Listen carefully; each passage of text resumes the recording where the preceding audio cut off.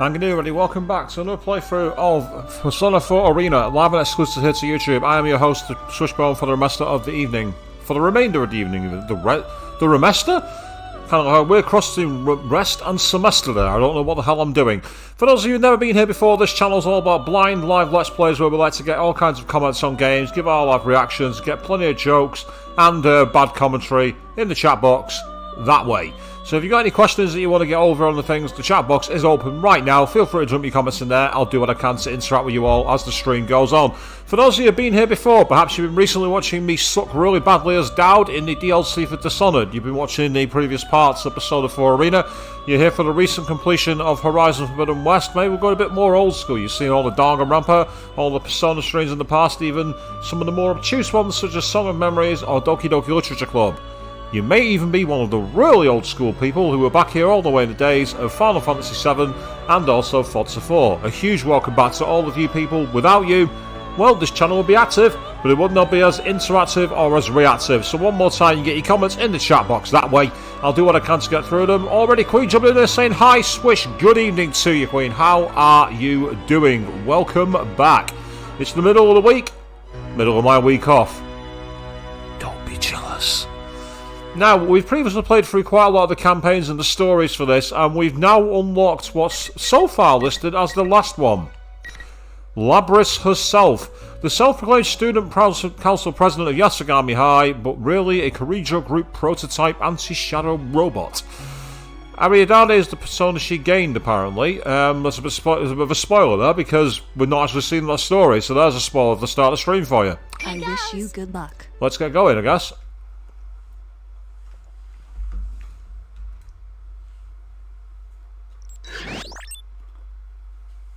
That sounded like a boot. Okay, that's interesting. Initial boot successful.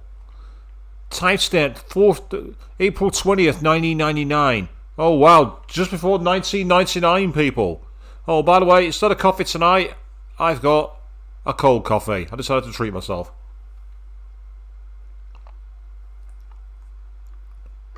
The boot process was successful. Ooh. I'm loving those, like, shadow research. I think that's really, really cool. That's awesome. That's really nice. And, Queen, you're tired, but you're looking forward to your day off on Friday. Well, so you should. This happens every time, but I'm never sure what to say to them first. You mean like a greeting? There's no need for that. They're just machines. Ooh. Yes. Obvious bad guys already here, people. Two humans within visual range. Both male. Searching for voice print of visual matches. Personnel identified as research staff. Not hostile targets. But things like that might affect the performance of these models. Because they have a mind? Their emotions and things are completely faked. It's no different than an AI. It can't possibly be that sensitive. Meanwhile, good evening to Avian as well, saying that you've made it and it's hump day, with tomorrow being when you get paid. Yes. Pay is always good, isn't it?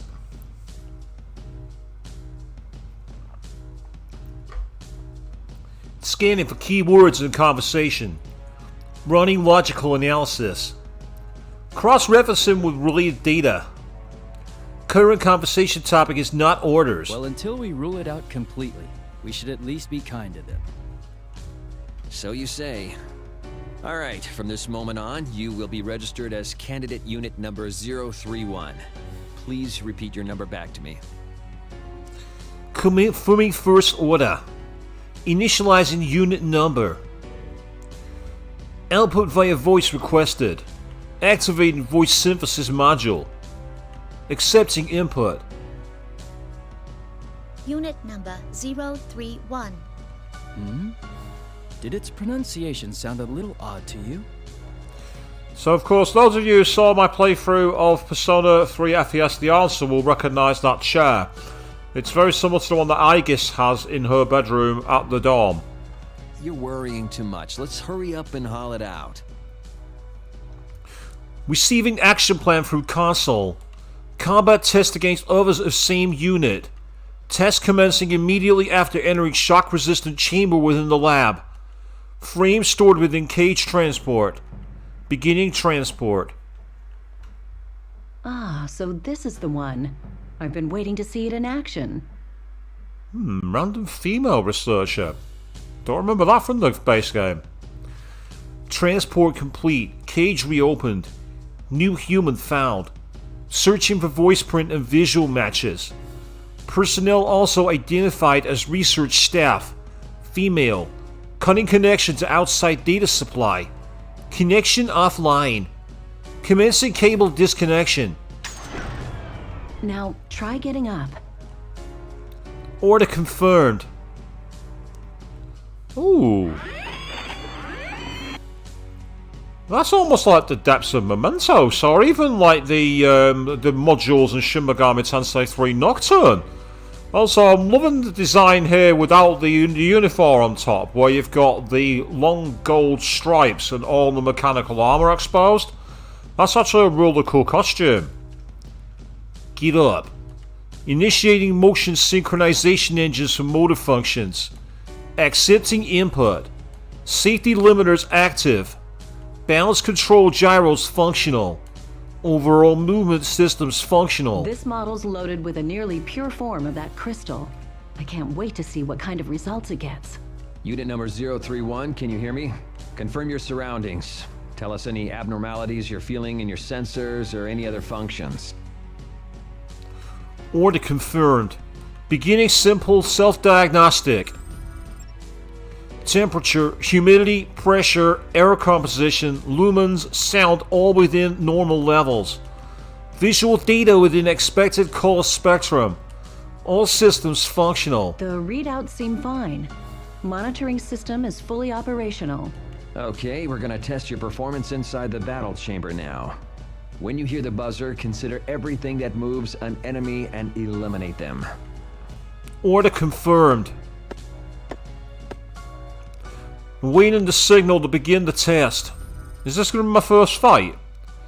Exit confirmed to be sealed. Room shape approximately cylindrical. Height approximately 11 meters. Area approximately 7 meters square. High energy light sources found on outer wall. Assumed to be fire resistant and bulletproof. Sorry to do this just after you've woken up, but it'll be good to put you through your paces. Yeah, sorry to do this now that you've just woken up, but, you know, needs must and everything. We need to make sure you're fully operational. You never know when we're going to wake you up out of nowhere to get into the fight, so, yeah. So you believe epic foreshadowing there, Queen, that she's going to kill the researchers. It's... I don't know, was there any discussion of, like, accidents involving the anti-shadow weapons in Persona 3 FES? I can't remember if there was, I don't think so.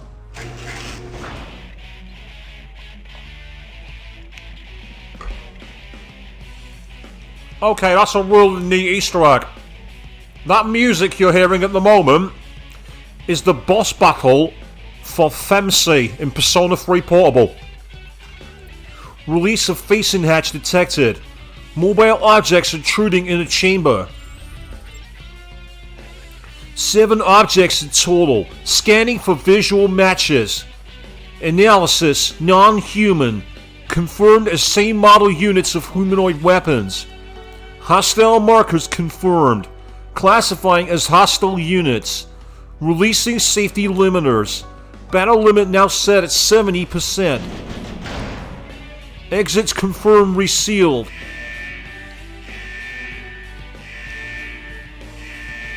Test commencement signal received. Targets hostile humanoid weapons. Commencing battle.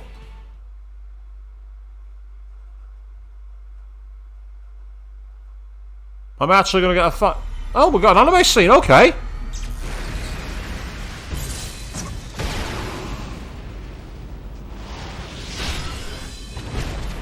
So she's jumping down using the jetpacks. And she smashed one to bits there. I don't see what the face was.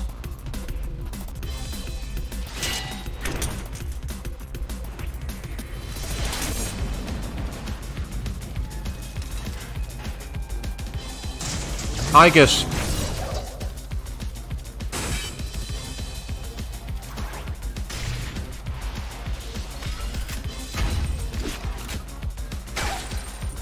Oh, that's nice. Using the cable probe. That's a brilliant counter weapon. Oh,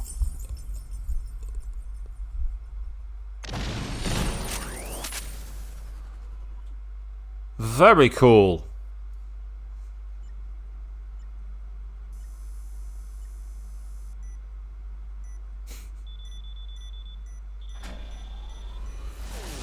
Oh, gear mode.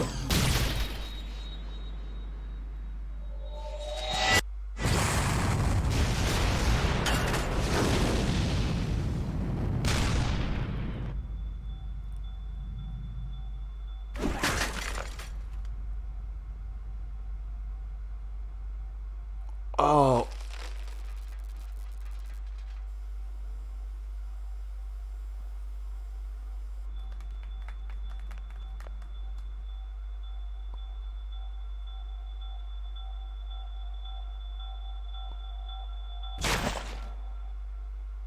Okay, that was pretty brutal. Damn. Literally destroyed all the units to bits, didn't she? She left nothing moving. All targets eliminated. Hostile units no longer capable of motion. Test termination signal conceived. Battle complete. That was better than we could have hoped for. Hey, what's with all the bodies? You made it fight that many on its first time?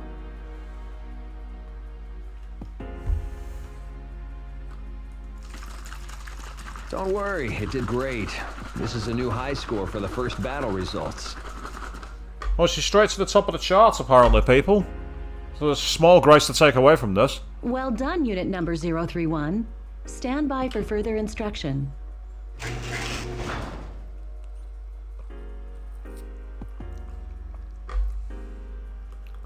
Order confirmed. Exiting test chamber.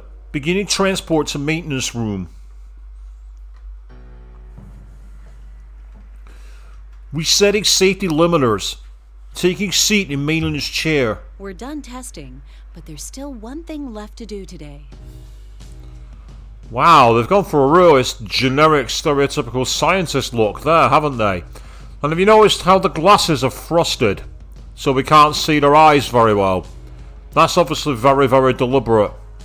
I'm going to temporarily shut down your optics. Can you close your eyes? I'm going to temporarily shut you down. You just killed all the machines to bits and passed your test, but now we're getting rid of you. Order confirmed. Shuttering optic units. Connecting cables. Online confirmed. Switching a portion of data supply to outside source. We're going to transfer the data from the destroyed units into your memory. Is that why? She just killed them all to bits and now you're giving her the memories of that? Yeah, now I think I know why she went berserk. Run a diagnostic check while we're doing it and report any malfunctions. Understood? Order confirmed. Readying self-diagnostic. Initiating data transfer. Initiating personality module link.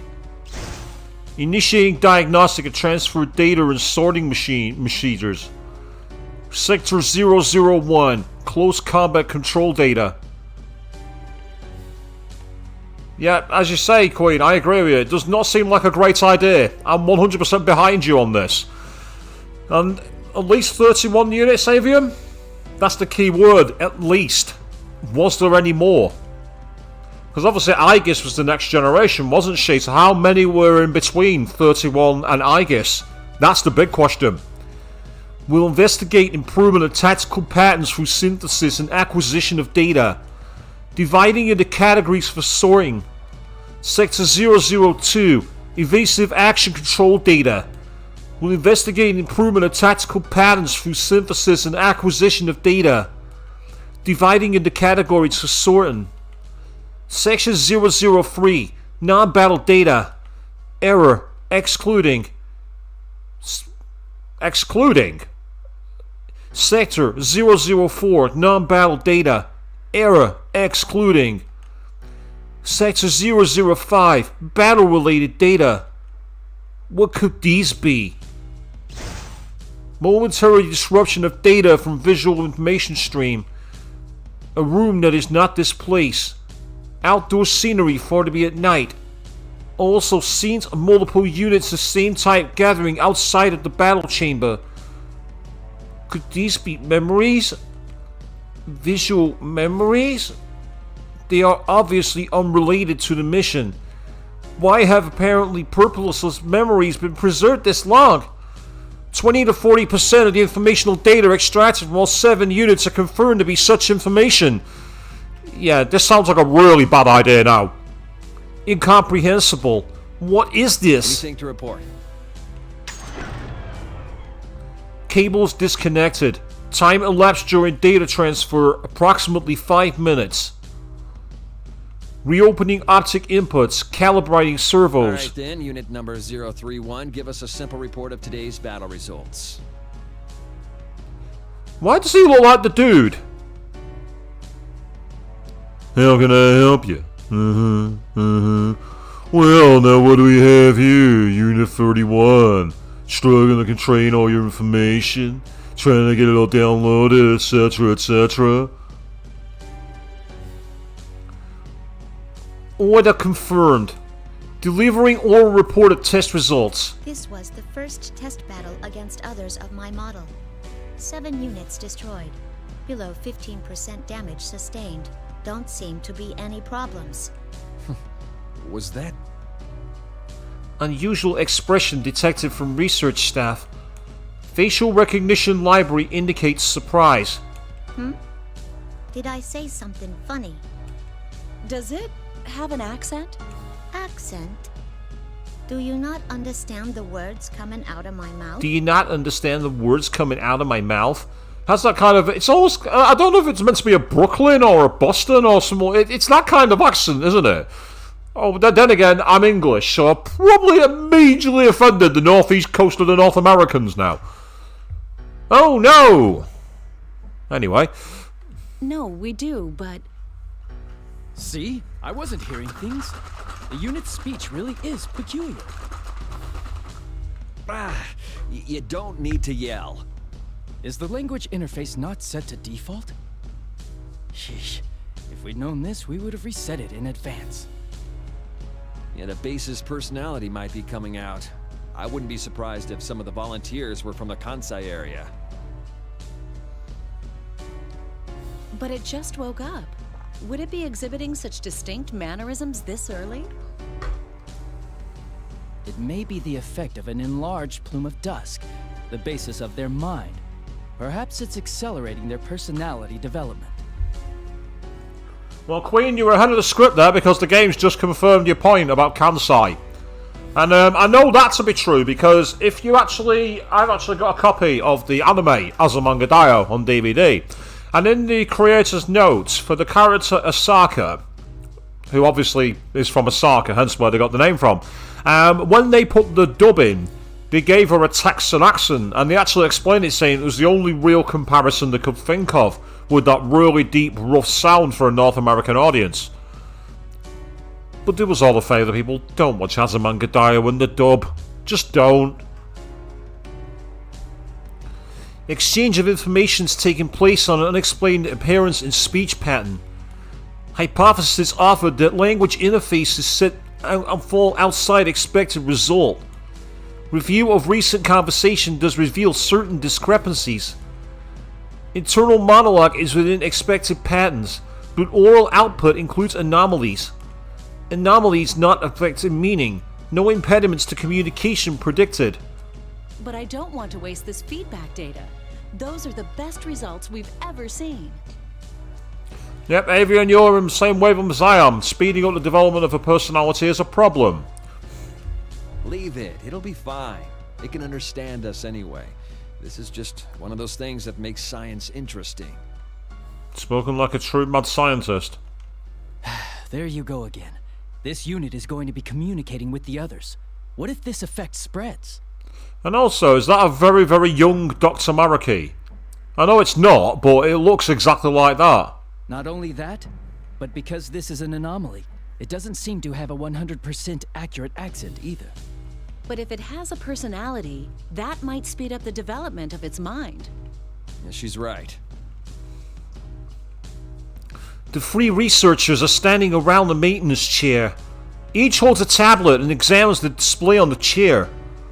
Alright, unit number 031, we'll explain things from the top. Voice pattern consistent with research staff. You are a weapon created to fight against unique enemies. Therefore, your combat performance is prioritized over all else. I was thinking a bit of the old Akabe kind of look, but even Akabe looks a bit smarter. It's something about that really puffed out hair. But in order for you to use a particular ability, you've been given a certain amount of awareness.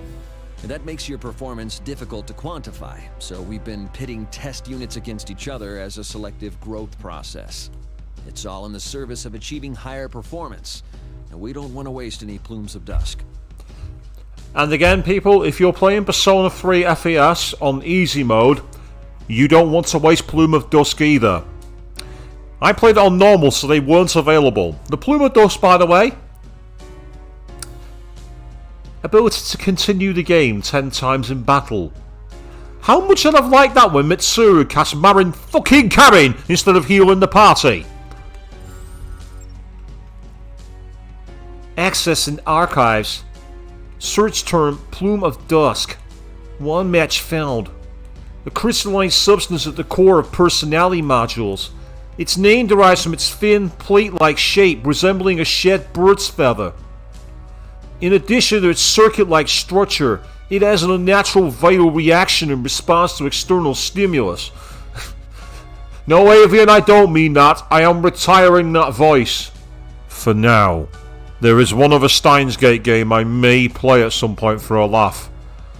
But I'm not saying what it is. Similar to a living thing, yet different.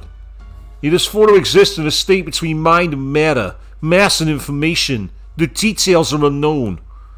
There are 12 other subheadings under classification level 7 scores. Access denied. Matter interpreted as the core of the personality modules. But regardless of your ego, there is one rule you must abide by. You might as well think of it as an order. One rule to abide by. Don't have Mitsuru in your party casting Marin Karin. Awaiting order.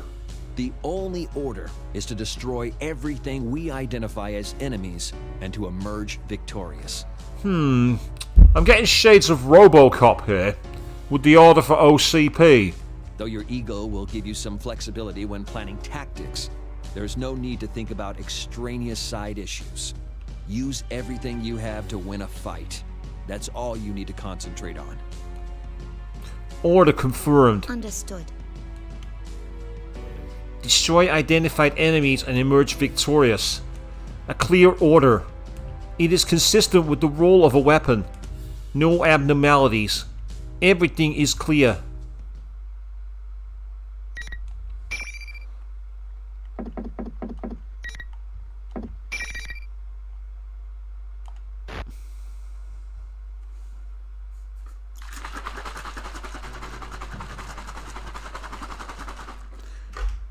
Underwent maintenance on the chair after the test battle. Post-reboot diagnostics showed status normal. The time was 1900. Research staff set new activity cycle.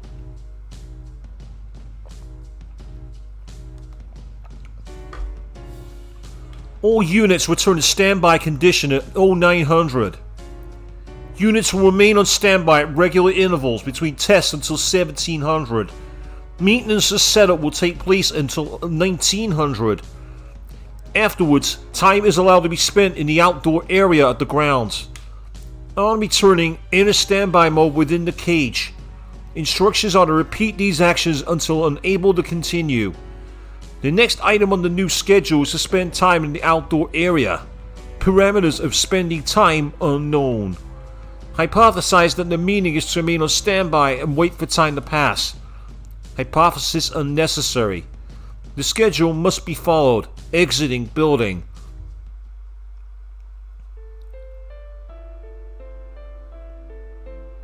Outdoor area reached, and it's a big satellite somewhere with a research building in the background by the looks of it. Light levels limited due to time of day. Many trees still visible in the environment. It is almost entirely consistent with known data from the off-limits area. The ground is different from the laboratory's artificial flooring. The soil is exposed. Various natural plants are here. A certain amount of time must be spent here. For a robot who's like no sense of like understanding things, she's just getting on with it. But you like the view, do you, Avian? I mean, as a machine, can we really appreciate it? I don't know. The intention may be to heighten basic response capabilities in the natural world. Others of the same unit can be seen stepping into central area. Reassess the surroundings on various spectra. Unlike the combat test, no hostile unit markers detected. Hypothetical. In combat under current conditions, what tactics would be effective? Not marrying Karen. Never marrying Karen. And reassess the surroundings as a combat environment. I assign value to various geographical features. I survey the topography of the outskirts of the environment. I detect unusual movement in one unit. Other units are also surveying the environment, but this unit is crouched while holding something in its right hand. I do not deem this unit's unusual action to be a threat. I approach it in order to make inquiries. Upon my approach, the unit turns around and stands. It's a pleasure meeting you. Now that's actually really rather cool. The colour design here is Labras on the right in white and the other unit in black like Metis. That's a really nice Easter egg back to Persona 3 FES The Answer. I process the statement. Its conversational gambit is unexpected. I find no prepared response in my libraries. You mean like how this is our first encounter? In that case, yeah. What are you doing here? I've never heard your accent before. It's intriguing. They said stuff about my accent too earlier. Do I really talk that funny? I wouldn't say it's strange. It was just surprising. So here we are, we've got two artificial machines having a conversation that's 10 times more natural than one with me in the real world. What does that tell you? The unit looks over again, then speaks quietly to something in its right hand. I examine what it holds. It is an organism. Its body is covered in white fur. Has she found a kitty? What's that thing? Or is it a rat? It's a dog. It must have wandered in. Oh no, it's a doggo! Organism's parameters are consistent with access data on dog. Its size does not present a threat. The search of its specific breed is cancelled. A dog. The unit turns its gaze back. My unit number is 024. I wouldn't call it my name, but that's how they refer to me. Avian, yeah, I can sympathise. The conversation's gone on longer than ones you'd have as well. I can relate. What's yours? Question difficult to process. Conversational subject of names is newly introduced. I'm unit number 031. They're up to the 30s. I see. That must mean they're finally creating units loaded with full-sized ones. The dog barks. A scan of the surroundings shows several units turning to investigate it. All units ignore it and look away. This one wants to say hello too. It does? You can understand what dogs say? Kind of. After carefully comparing its mannerisms and slight variances in its barking, I just figured it out. I'd be very surprised if it's Koromaru Queen, but let's see. See if we'll actually get a picture of it. Its right hand pats the dog's head, while its left scratches the dog's neck. 024 continues to make various forms of contact with the dog. 024's actions are considered consistent with styles of communication. Hypothesis. The objective of spending time in this area is to develop communicative skills. Conversing with others of same unit and refining communication will enhance cooperative tactics. Avian, I knew you'd be chomping at the bit to have the doggo appear on screen. I'll say we'll see if it appears. Counterpoint. No value detected in communicating with organisms not of same unit or human. What's the point in doing that with a dog? The point? There isn't one, I suppose. Oh, Avian, you're going to be so triggered by that question, aren't you? There is no point. unexpected response strongly indicates that 024 is not like other units. Are you interested in what I'm doing, though? Interested? Is there interest involved? It seems to be the case. Unsure of purpose of earlier question to 024. Why ask it? Oral sensors detect electronic noise. Recognized as pseudo-information involving no sound waves, yet perceived as sound data. It's the alarm signaling the end of this activity. All other units begin moving as one towards the building. 024 speaks to the dog it cradles. Sounds like that's all the time we have today. I need to get back. 024 crouches while petting dog's fur-covered body and releases it onto the ground. 024 stands up again and turns around. I hope to see you again. 024's expression changes as it says this. This movement of the lips is known as a smile. Is that really a smile? I don't know, it looks a bit creepy to me.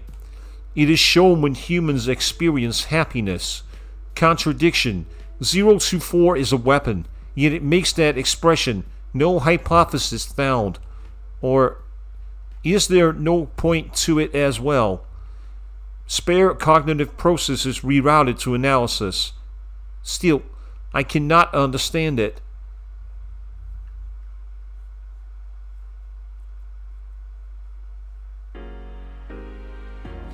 The next day, after being released from standby, I am assigned to a test battle against others of my unit as yesterday. Order confirmed. I am taken to the same chamber. The battle commences. I destroyed the other 3 units and sustained little damage. As I wait there, the researchers come in. All have what seems to be high praise of my abilities. I do not understand how I should react to this. Should I give an expression of joy? As 024 did? The researchers crouch next to the units I destroyed and begin work on them.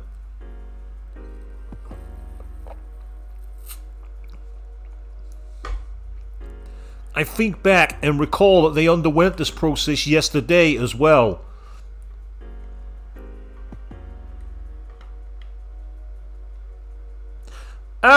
Avian, you raise a very interesting point. Their weapons, so why have they got breasts? Is there ammo in them? Because they seem pretty useless otherwise and big. Well, the short answer to that is everyone wants a robot waifu. And the waifu has to look like a waifu. Could it be used for those extra things like carrying ammo and spare facilities? Yes, I'm sure it could. But I truly doubt that is where the inventor in the creators of this game were going with the characters. They always talked in P3 about Aegis trying to pass as human. So if they're intending to make them go amongst the humans and live with them, then I suppose making them look more human-like, as human-like as anime girls look, might be their intentional defense. But the short answer is robot waifus for horny little people. That's my belief.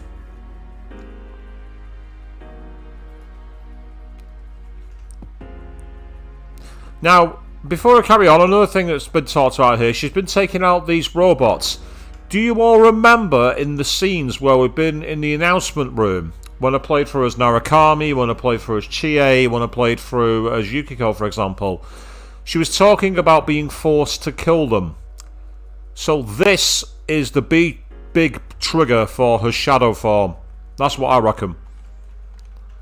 I am curious. I approach them. They open a slit near the unit's neck and use tweezers to remove a bluish-white, plate-like object. It shines. They put the object into a petri dish. That's distinct shine, neither strong nor weak, is like no similarities found. I am sure it is similar to something, but I cannot access the relevant memory.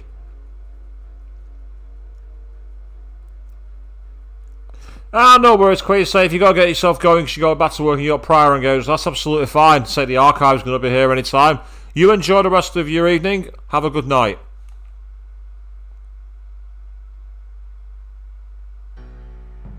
Well, let's get right to the feedback on today's battle.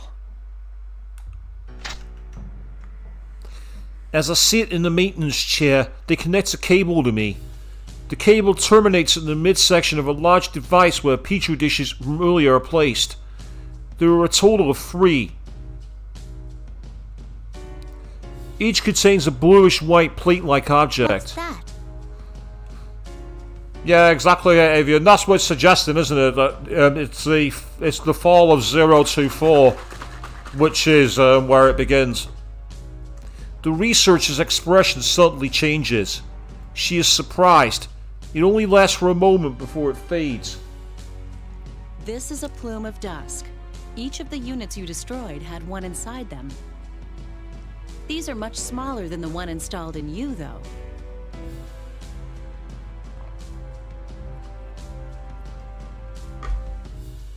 I comprehend. This is a plume of dusk, installed in me too. This unknown substance forms the core of my personality module. I was aware of its existence, but this is my first time seeing it.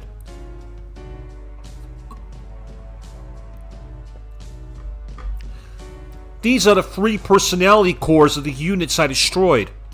They contain not only combat data, but memories and experiences.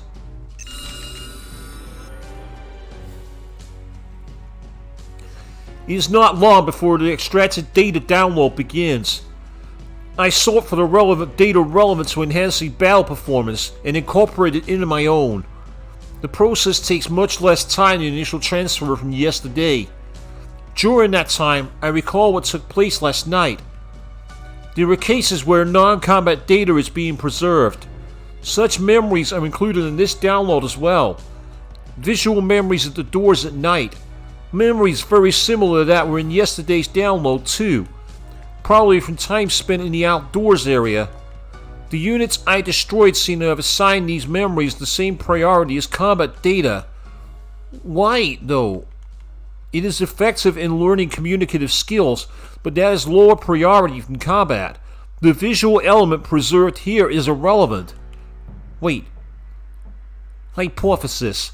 The units I destroyed had their own priorities and values other than executing orders and performing in battle. This line of thought leads to a realization. This thought process I am undergoing right now. It is not executing an order, nor is it contributing to battle performance. I once again look towards the plume of dusk inside the petri dish. Something almost exactly like it is installed in me. Then, were the destroyed units thinking along similar lines as mine until yesterday? I feel a twinge within me. It is different from detecting an error or interference. What is this? I have no answer.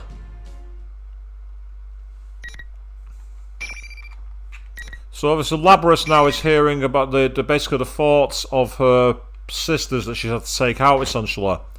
And that's what she's realising.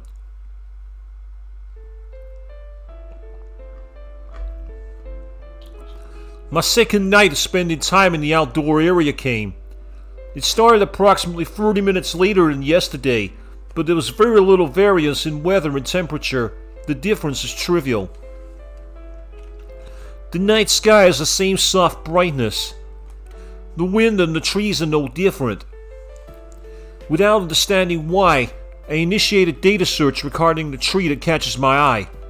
I learned that this tree varies slightly from specimens of its kind found in natural forests. Though this topography seems natural, it may be cultivated and managed by the facility. I decide to traverse the outskirts as I did yesterday. It is not long before a familiar unit comes into view. There's no need to run a scan for visual matches. I know that this is Unit 024. 024's left side is turned toward me. It's sitting on a large rock. When I approach, 024 notices me and turns around. Are you looking for something? 024 initiates conversation. Huh? Who, me? I just wondered if you were looking for me. I did express a hope yesterday that we would meet again after all. I was looking for 024? It's true, I may have been. I began walking the same route as yesterday, but once 024 came into view, I changed course to approach. I may have been searching for 024 in this area. Did I desire to reunite with 024? Why? I am silent due to a lack of an explanation. 024 smiles again. A smile. What was the cause of that expression this time? I do not comprehend. Like so many other things. Would you like to sit with me? This rock is large enough to accommodate us both. It would be more relaxing than standing. Thanks. I sit in the offered space and gaze at the same scenery 024 is looking at. Can I ask you something? What is it? I decided to voice the doubt I experienced during combat tests today. In my limited experience, 024 is a better comprehension of such matters. Do other units think about stuff that doesn't have to do with fighting and missions? Do you have such thoughts? To tell you the truth, I can't really say. Feels like I do, though. 024 is silent for a duration before speaking again. Units of our model are all given a mind. It's so that we can eventually develop what is called an ego. The reason our appearance closely resembles that of humans is related. It's to foster self-awareness similar to a human's. There you are, Avian. That's why they've got the breasts. It's so that they have an opinion similar to a human's. I told you to have that as your explanation. Have you not been told about personas? Personas? The word is unknown to me. Access in archives. Searching for persona. Over 1,000 headings found. I must filter the results further. Which subject is 024 referring to? I'm silent as I think. 024 smiles again and resumes the conversation. It's an ability expected of us that normal weapons don't have. The conditions to use one are theoretically already loaded in us. But a well-defined ego seems to be necessary to activate it. I am already aware that we have been given a mind. Today I saw for myself the part that forms our personalities. Is its activation triggered by development of communicative skills? I still do not have a good grasp on it, though 024 continues to speak. That's why I'm sure there are others with thoughts that do not pertain to missions. That would seem to be the case. Then maybe those I've fought up till now.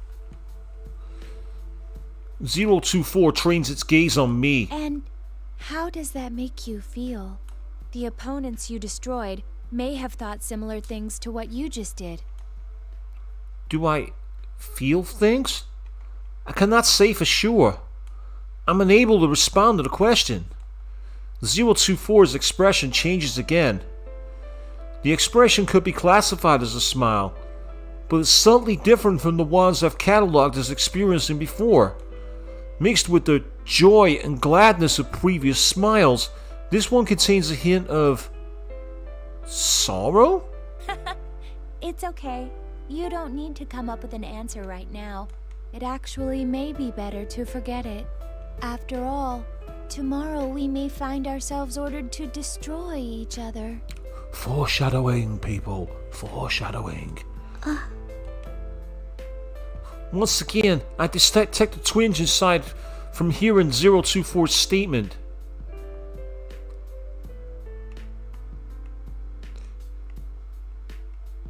You're thinking your ego didn't develop well because you suck at communication, Arian? Not necessarily. You know, there are many people in the world who don't have great communication skills who've got a tremendous ego.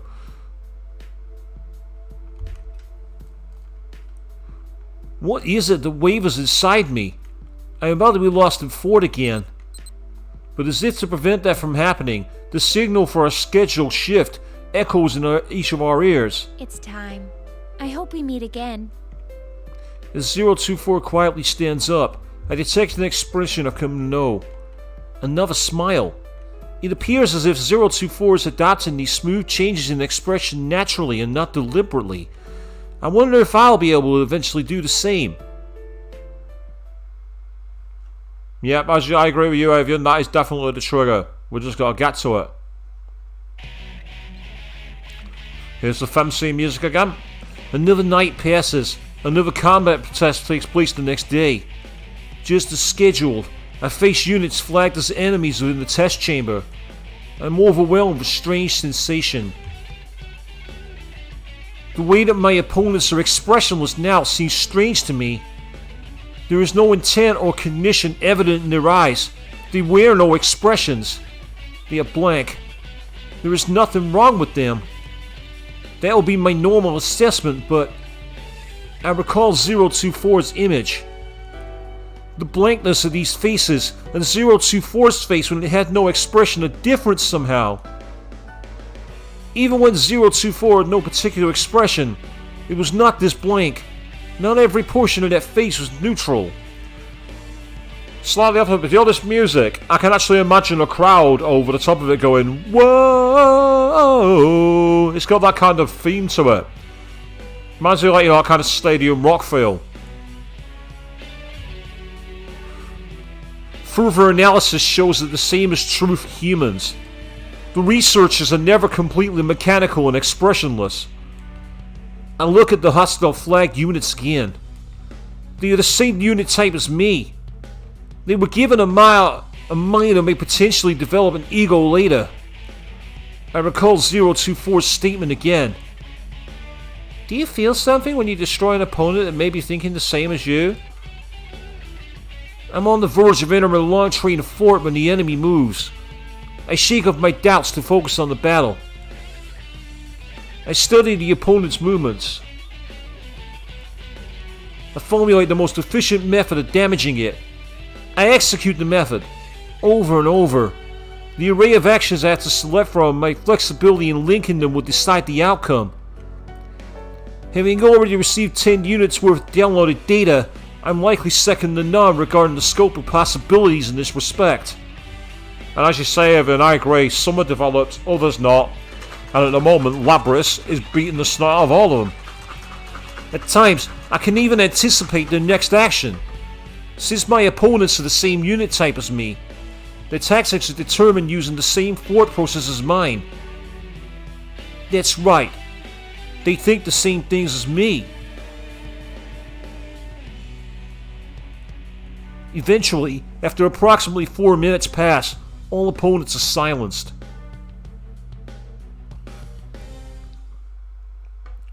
I successfully executed my mission.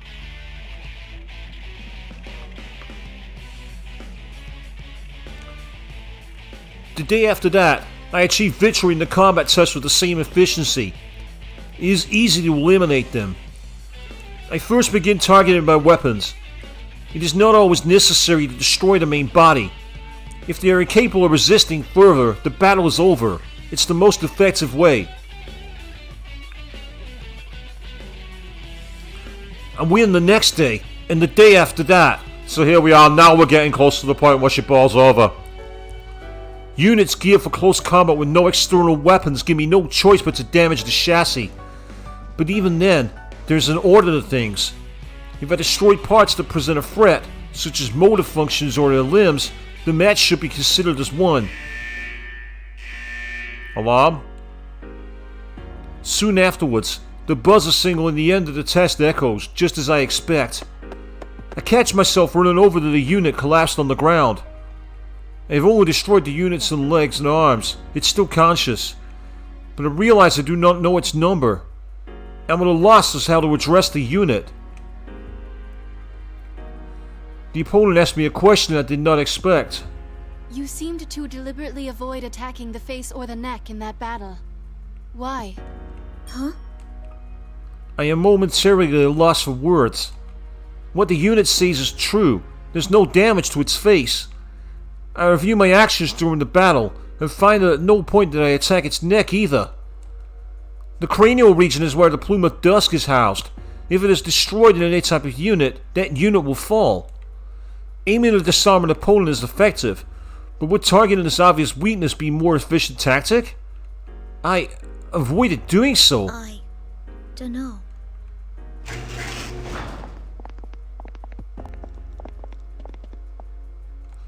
The researchers entered the chamber and hide the unit from my field of vision. I could not determine whether my last words had an effect on the opponent's expression or not.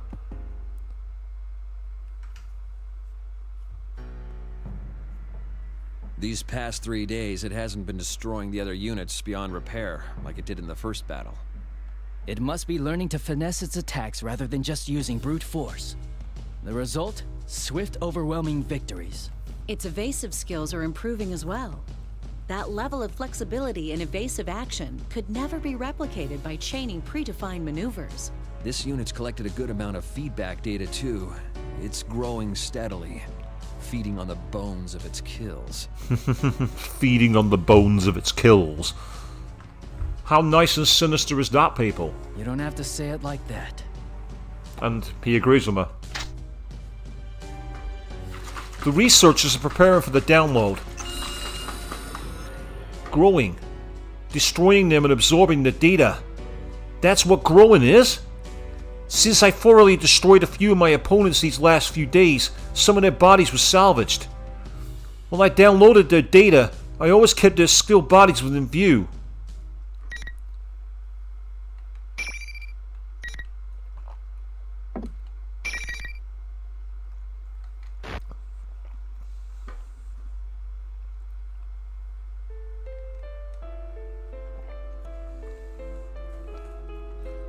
Just as the combat tests are repeated, my actions outside each night are repeated as well.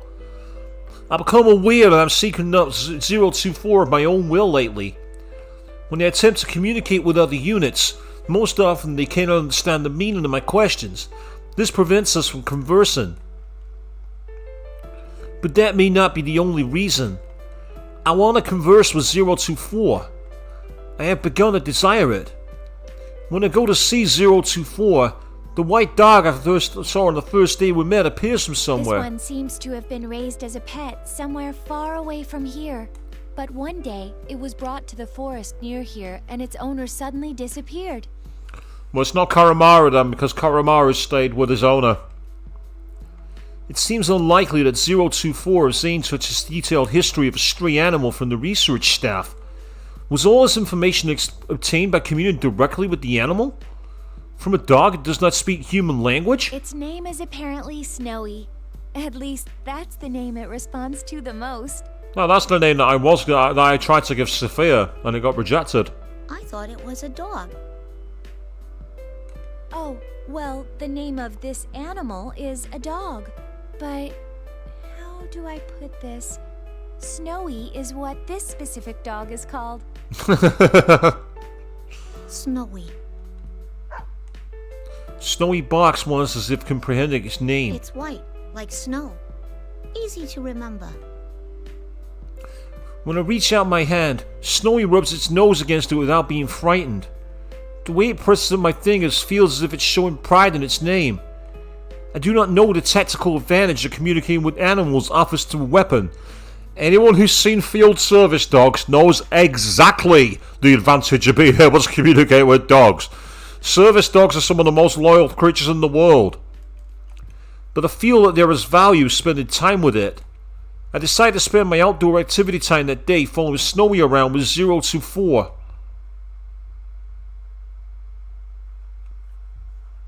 See, the terrier you adopted had a few names including Snowy, Avian. Well, consider this going full circle for you.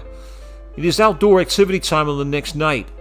When you arrive in the outdoor area, I'm listening to a certain sound.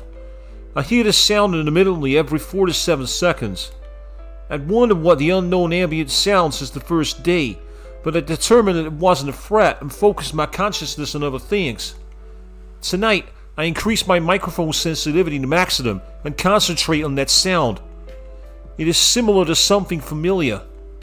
I scan my memories until I realize what it is. It's the sound of water. I hear it when the staff uses a device to clean their hands and tools. The waveform has some similarities to that. But if the sound is at this volume in such an open space, the volume of water must be higher than the normal supply would allow for. Oh, so I went from Snowy to Princess and then finally onto Pepper. That's so cool. And say my mum's got a white terrier called Daisy. And today, it was 17 years old and still knocking on. How amazing is that? Yep, my mum's doggo is 17 today. What could it be? I contemplate asking 024. It is clear that 024 knows much more than I do. I begin walking in search of 024.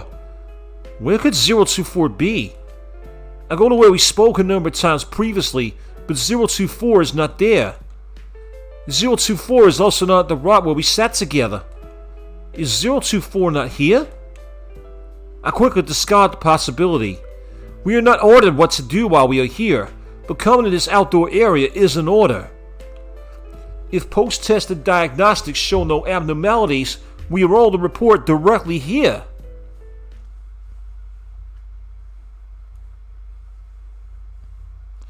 Oh, that's amazing. I didn't know that your beagle would turn 17 in April. That's awesome. And she's still feisty. My month's dog is incredibly lackadaisical now. Very, very old indeed. Still a cutie though. I can see to this. If there are no abnormalities, I feel a twinge in my chest. It's larger than ever. 024 will be here if there are no abnormalities. But what if there were such abnormalities? What if 024 was damaged during the combat tests? Yeah, Brandy's still barking orders at her servants, says Avian. Kitties do exactly the same thing. And sustained damage is not necessarily the extent of the problem. Could it be? I realize that my arms are trembling slightly. It is not a conscious movement. I cannot make it stop. It is possible that perhaps 024 lost in combat test and was destroyed. In these circumstances, it would be expected for such a day to come. What if 024? What if she never came here again? Oh, this is where you went. You weren't at the usual spot, so I was looking for you. Until I heard a voice from behind me, my senses had stopped accepting input. No sound, no light, nothing.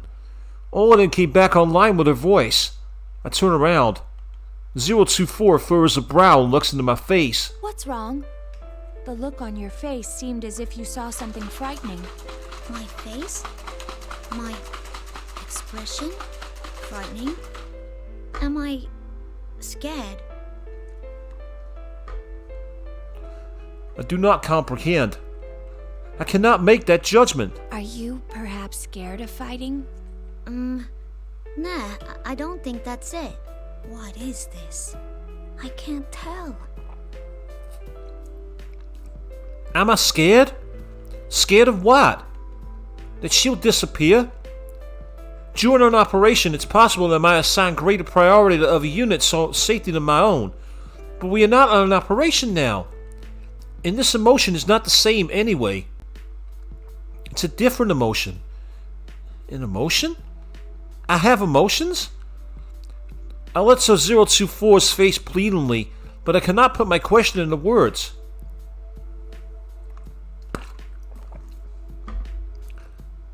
I cannot express my feelings to her.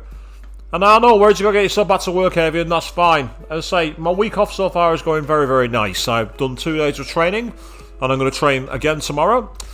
And then on Friday, I'm going to be seeing a friend. On Friday evening, I'm doing a stream for Dishonored. And on Saturday, Nerdy Hound will be joining me for a pizza and wrestling stream. We're double downing at the weekend, people. And though 024 sees this, she says nothing. She only smiles tenderly. It's the same smile she showed once she looks happy, but also sad.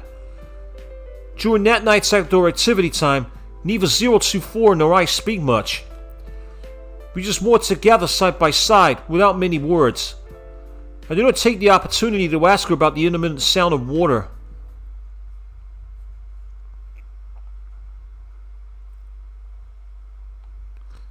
It is the next day. I detect some sort of weight in my chest. I am aware that there is no physical weight there. It's most likely a psychological phenomenon. I perform a vocabulary search. The idiom of being heavy-hearted applies best. I cannot help but find it amusing. It's a very apt phrase. But what is causing this heavy-heartedness? Then I may not be able to see 024 someday? That may be it. But I do not think that's all. Over the next few days, I spent my time without finding an answer to this question. Each night after the combat tests, when it's time for the outdoor activities, I seek out 024 first. And each time I confirm her presence, I feel an indescribable sense of relief and rush over to her. We exchanged standard greetings in the first few days, but that practice was eventually discarded. Now there are no special greetings between us. We can understand each other without words. Our eyes and expressions communicate enough. Tonight as well, I find 024 and rush to her as usual. There are no words, only an exchange of smiles. We begin walking together. Do you remember me asking before if you were scared of fighting? I nod. To tell the truth, I'm scared of it too. Her confession is surprising. It's counter to our nature as weapons. Yet for some reason, I'm not surprised by it. I'm afraid I'll lose and be destroyed. And it's painful for me to make others go through the same ordeal. We may be weapons, but shouldn't we be driven by more than seeking victory? I've been wondering that for a long time. It's an interesting allegory here, because obviously, with them being weapons, you could say that they're just senseless bots and it doesn't matter to them whatsoever. But it's kind of like an allegory to being an infantryman or a frontliner in battle.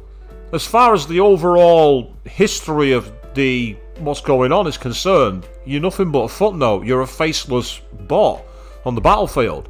And yet you have all these emotions, all these theories. And it's kind of interesting and different that they're using machines to tell that kind of story here. And this was years before Detroit Become Human, by the way. This was a long, long time before that. So the idea of machines displaying humanity, obviously it follows on from what Igus' story in P3 was like. I find it really interesting they've gone with that approach. But that's against orders. 024 gives a hard-hearted smile. I'm sure things would probably be much simpler if I stopped thinking and just obeyed orders. Now that is a very haunting allegory to a certain defense that was used by certain people accused of war crimes. Yeah, that's heavy. Unfortunately, I finally found it. I found my answer. Your answer? There's someone I want to meet.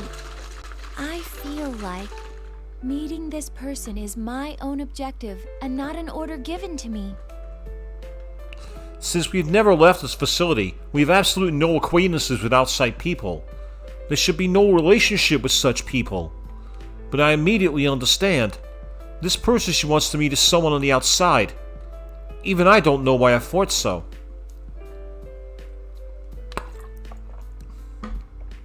But when I reflect upon that thought, the indescribable wavering within me becomes greater than ever. Ever since I started thinking that I was scared to fight, each day was painful for me.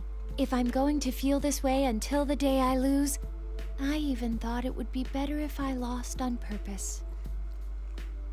But I won't think that anymore. I feel glad now that I exist.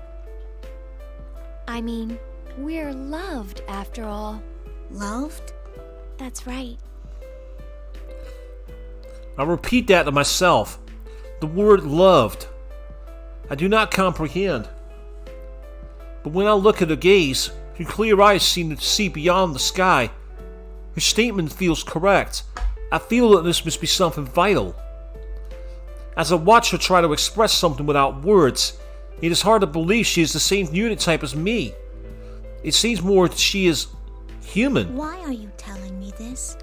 It's probably because I didn't think anyone but you would understand. Well, I hate to say it, but I'm not sure I really get it either. I'm sure you'll understand one day. I hope so anyway. Sheesh.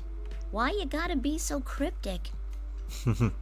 024 laughs at this. It is purest smile I've got catalog. I know without comparing it to anything, it's a smile of pure joy.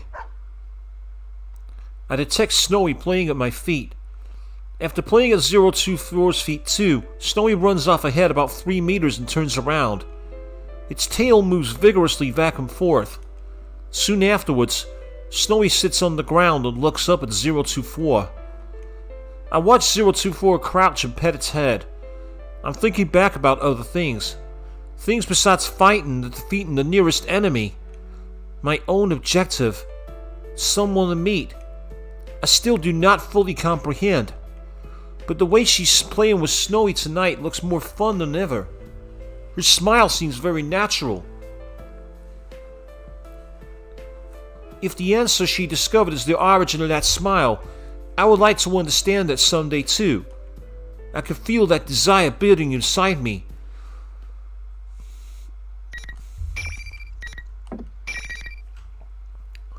Well, this is the longest we've been outside the TV world.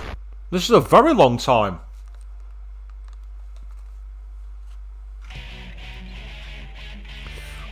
Once again, I participate in the combat test. Once again, I claim victory without destroying my opponent. I target only her weapons and limbs. I elect not to employ the tactic of targeting the weakness in their cranial regions. I believe that if they think the same things as I do, they will not wish for their personality modules to cease functioning. Though even if I do not destroy them, the research staff will remove their plumes of dusk. Either way, their functions will be suspended. My actions are difficult to justify, but I feel that suspension through destruction is not a worthy end for them. That is what I think when I rationalize it by applying the criteria to myself. I do not think that anyone would want their consciousness to be terminated by those like them. I find myself more conscious of the damage I sustain and my efficiency in combat than ever. Depending on my results, I may eventually be ordered to destroy them. To prevent that from happening, I must continue fielding favorable results. It becomes easy to continue fighting with that objective in mind. That is becoming my new objective. I am theoretically being tested on destroying my opponents, but I've begun fighting so that they will not be destroyed. Paradoxically, this has caused my results to improve. Could this be considered going against orders? My strike shatters the servos in the opponent's pivot leg. She falls to the ground unable to stay upright. Her weapon has already been destroyed. She should be incapable of resisting now. But the buzzer signal at the end of the test does not sound. As I wonder why, I hear a grating metallic sound from the opponent. She leaps onto me with her one good arm and leg. What's the matter, number 031? Hurry up and terminate the target. I do not know what to do. My opponent is acting contrary to her own safety. I grant that this is the only action left to her, but she will destroy herself when inflicting any damage to me. A tactic that puts one's life at risk like that. Putting one's life at risk? What am I saying? We are weapons. We exist to obey orders. We cannot prioritize our self-preservation without a change to these orders. That's why she's challenging me to a fight. She will do so until all her circuits and servos burn out, and she seems incapable of action. As she grapples with me, I put my hands to her neck and squeeze. I adjust my grip strength limiters to 70% of maximum. The opponent's body makes an abnormal sound. After this, I sense the main lines of the bridge unit snap in half inside the soft structure. The movement stops. The limbs go flaccid, indicating loss of consciousness. I can see my reflection in her optic inputs. They've lost their focus and look like black holes. A gasp. The face I see reflected in them is not expressionless.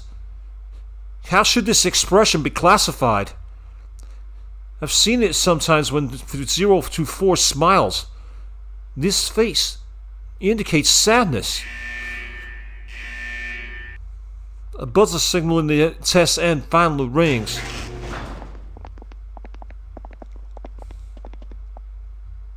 The researchers enter the chamber. I'm used to this scene now. Well, that was pretty impressive. You think it's because of the size of her plume? Funny that one little part could make such a difference. Indeed. Most of it is due to differences in their tactical mentalities. It may be on the cusp of what we would call an ego. Considering how everything's been going so far, I'm starting to believe more in persona abilities. One little part? It is true that the plume of dusk installed in me is comparatively the largest among units of my type. But does this part determine everything about us? 024's smile seems much more human than mine. I find myself opening my mouth to speak, but I realize that the statement I'm about to deliver is a protest. I'm quick to abort. Was I about to deny the staff's authority? They speak to me. My confusion seems to have gone unnoticed. Well done, Unit Number 031. That was an impressive display of destruction. Plus, you cleanly severed its transmitter, leaving the Plume of Dusk unharmed. That's certainly ending things on a high note. Ending things on a high note? An act of destruction is a high note? The researchers look at each other while holding the petri dish with the bluish black plate-like object. One of them says, "This is the one." All right, Number 031. As of today, the test battles are finished. Huh? It's over? I cannot help questioning the unexpected statement. And this music, for those of you who play Persona 4 Golden, is from one of the dungeons, but I'm not going to say which one. All the results indicate that you have the very highest performance out of all the units of your model. I'd say we can go ahead and earmark Unit Number 031 to be the base for developing the 5th generation. The base? It means that you're the winner. The combat tests are over. Will I no longer be required to fight? A strangely intense sensation of relief fills me. It's not because I won and gained a reward. If the tests have ended, those in my unit type that are not yet destroyed can escape that fate. Interesting. It seems that I was reluctant to destroy them after all. My priorities have become inverted. Yet I am so happy that I smile. The researchers just noticed this expression as well and smile back. Okay, we're going to begin the usual review of the feedback. So come over here.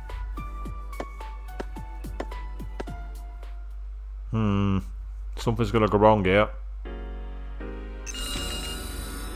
When the download begins, the memories and thoughts of my recent opponent flow into me along with the vivid images. Sifting through the battle data has become a routine I've repeated so often I'm barely conscious of it now. I peruse the non-combat memories she preserved. It is the landscape of the outdoor area again. At first I could only vaguely recognize it, but now I can pinpoint exactly where this memory is from. It's near the biggest tree. The memory is of flowers.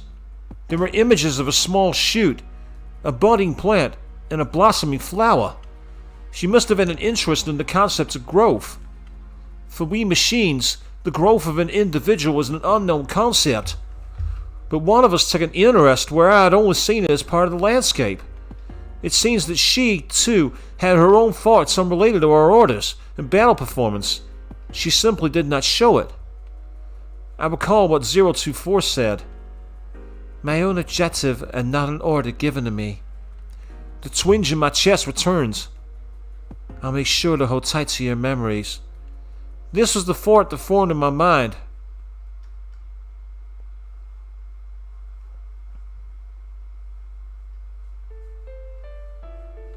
Once again, it's time to spend time outdoors.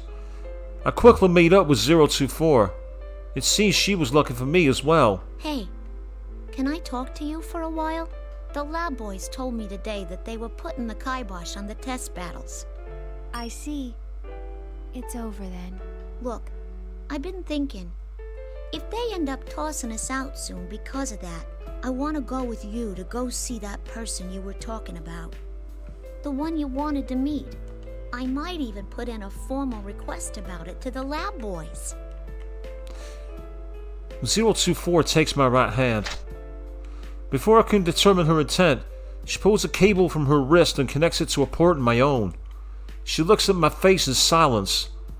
Thinking that she wants to confirm that the tests are in fact over, I nod. But the data transfers from her to me. The packets that flow through the cable form a single, very small archive file. If you are still safe when everything is over, open this file. 024 removes the cable, but keeps holding my hand. What do you mean, when everything is over? How come I can't look at it now? If I had to answer, I would say because it wouldn't be fair. Fair? So there's something in that data which she doesn't want us to see right now. And the question obviously is, as the story goes on, what that's going to be. Meanwhile in the chat, Dragon of Juma jumping in saying, "Hey, good evening teammate, how are you doing? I've literally just seen your comment now. You having a good day so far?" He does that same unsure expression. He does a smile, but there is sadness in it. It would be wonderful if I could go with you to see her. Her? So this person you're looking forward to meeting is a girl? 024 nods slowly. But it's strange. Even though my wish may not come true, I still feel satisfied for some reason. How bizarre. It's a fervent wish of mine, too. Yeah, we've got two robots having a chat to each other in a more natural event than I do with anybody else in real life. Oh, Dragon, I'm really, really sorry to hear that, mate. Obviously, I know any time that people have those feelings, my heart goes out to you. I would recommend, where you can, reaching out to someone professional, see if they can get some help for you. You'd be amazed at how even a very long discussion, even over a phone or on a live chat, can make a massive difference. I really feel for you, buddy. I really do. Because I know how hard it is when you feel those kind of thoughts. I've been there myself and it's absolutely awful. She looks towards the skies and smiles faintly. This time, it contains more than sadness. There are too many emotions for me to parse, all reflected in that one expression. I believe in you. I can tell you this because I trust you. Maybe that's why I feel so at peace. Huh? Maybe this is what it is to feel alive. Alive? It has happened again. I do not comprehend the meaning of the word, yet I feel a twinge inside. I look at the sky in an attempt to follow her gaze. Well, Dragon, I'm very pleased to hear that, mate. All I can say is stay the course. Things do get better. And as I say, later on this month, as you say, the con in Newcastle, I'm really fired up for that. I can't wait to get away for 3 days of, 3 days of con geeking out, but then there's obviously transport and everything else involved as well. It's going to be a lot of fun. Oh yes. I've still got to write my panel though. I've got a panel on the 3 days, but I don't know what day it's on, and I don't know what time it's on. And have I wrote the panel? No. So I'd really better use my week off for the next 2 days to actually put something together, get a game together for it. I don't just want to stand there pontificating about bollocks. I at least want a structure when I do my presentation. There was nothing there that hinted at her meaning, but I still wanted to get close to her. She wishes me to understand. I want to grant her wish. From there on, we spend our time looking up at the sky in silence. Eventually, the signal that time is up reaches our ears. That is when I noticed that the moon has appeared from behind the laboratory buildings. I see. I thought the light emanating from the blooms of dust reminded me of something. I now know what it is. It's very similar to the light from the moon in the night sky.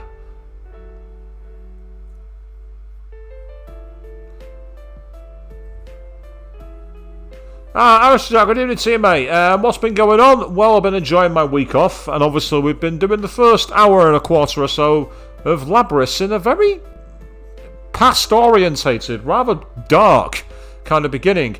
Avian, when you say what kind of game I'm thinking of, are you on about from a panel? It's not a game, it's about anime.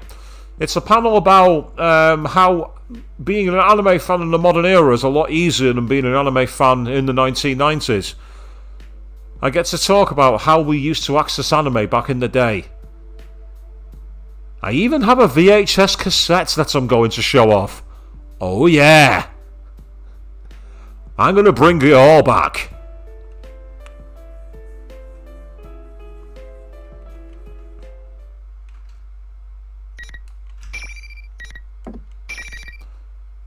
So, Alistair Jack, to give you an idea, we've not even entered the TV in this story so far.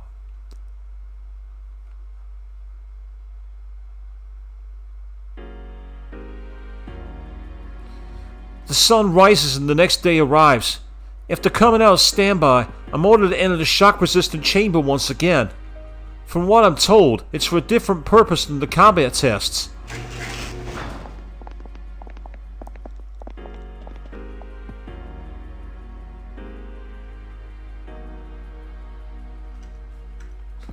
Avian, you said the first anime you saw was the dubbed version of Sailor Moon. Believe me, dubbed anime, that's going to be a big talking point. I need to get some clips together for that because I want to show just how much better it's got. Because I remember the day when a lot of people spoke like this in the dubs, and it didn't matter what age the character was or what the gender was.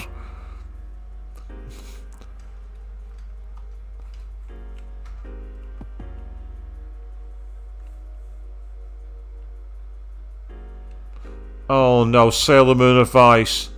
That's giving me flashbacks to the Sonic says. No one has the right to touch you if you don't want them to. So tell the teacher. Oh. I'm still traumatized. Can't you tell? Soon afterwards, the 3 researchers who supervised the feedback downloads appear. Sounds like it's decided. We'll discontinue use of the name Unit Number 031. And now, Dragon, what's cyan-blooded? I'm not sure what that is. I might be missing a massive reference here, and if I am, I humbly apologise. Generation 5 Labris will be this unit's new name. Labris. Labris? That's your name. The official one's much longer. Generation 5 Anti-Shadow... 5th generation anti-shadow suppression weapon Labris. How hard is that to remember? I'll be testing you in 10 minutes, people. I want to see how hard that is for you to remember. 5th generation anti-shadow suppression weapon Labris. Labris. This designation by name is that is not a number. I never questioned being called 031 until now. Nothing about it seemed awkward. But I wonder why. I'm happy now I've acquired a name. Even if my designation changes, it will not have a concrete effect on my abilities. But by discarding my number for a name, I feel as if I'm no longer one of a series of multiple minute variations. I am a discrete individual. That may be why I find myself smiling as a result. From now on, the battles you fight will not be to test your performance. They'll be geared toward drawing out a persona. First, you will fight all the remaining units of your model type. Your objective is to destroy them. Every last one. Yep, the fights are over. Nope. 024 and Labris are gonna face off. Huh? I'm perplexed at the disconnect between their tone of voice and the specifics of the order. Fight against all the remaining units of my model type? Destroy every last one of them? The fear impulse and self-preservation instinct seem to be the key to activating a persona. This is the most effective method of inducing extreme mental stress. Stress? Come on, you don't have to go this far. Here we go, she's openly proposing them. Oh, that's a first. None of them have ever protested like that. Well, at least that's a sign that its ego is developing. You told me it was over. I thought I wouldn't have to do these things anymore. You. Ain't there some other way? If there is, please, let me do that instead. I don't want to fight him anymore. The 3 researchers look at me with apparent surprise on their faces. Did my protest get through to them? I hope so, but... That's a surprise. Such natural speech patterns. I hadn't thought its personality would develop this fast. Yeah, the speech patterns are more important than the fact that the weapon instead it doesn't want to fight. The speech is the thing that speaks to you more than the fact that the weapon has said no. All the data is being recorded now. Let's compare them and look at which stages they improve at.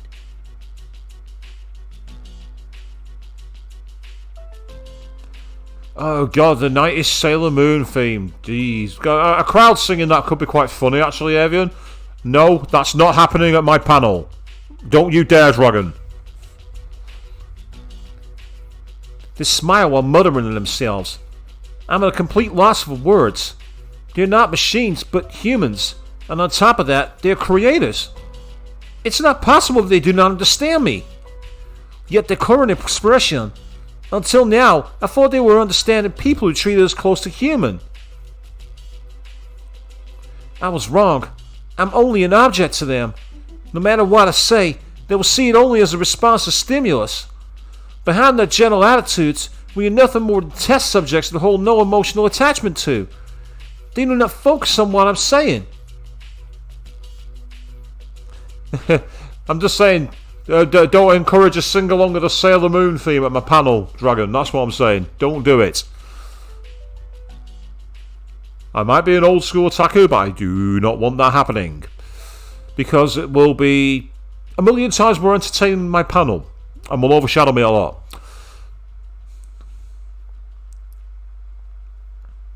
Stop it, Avian. Don't you dare. I see you.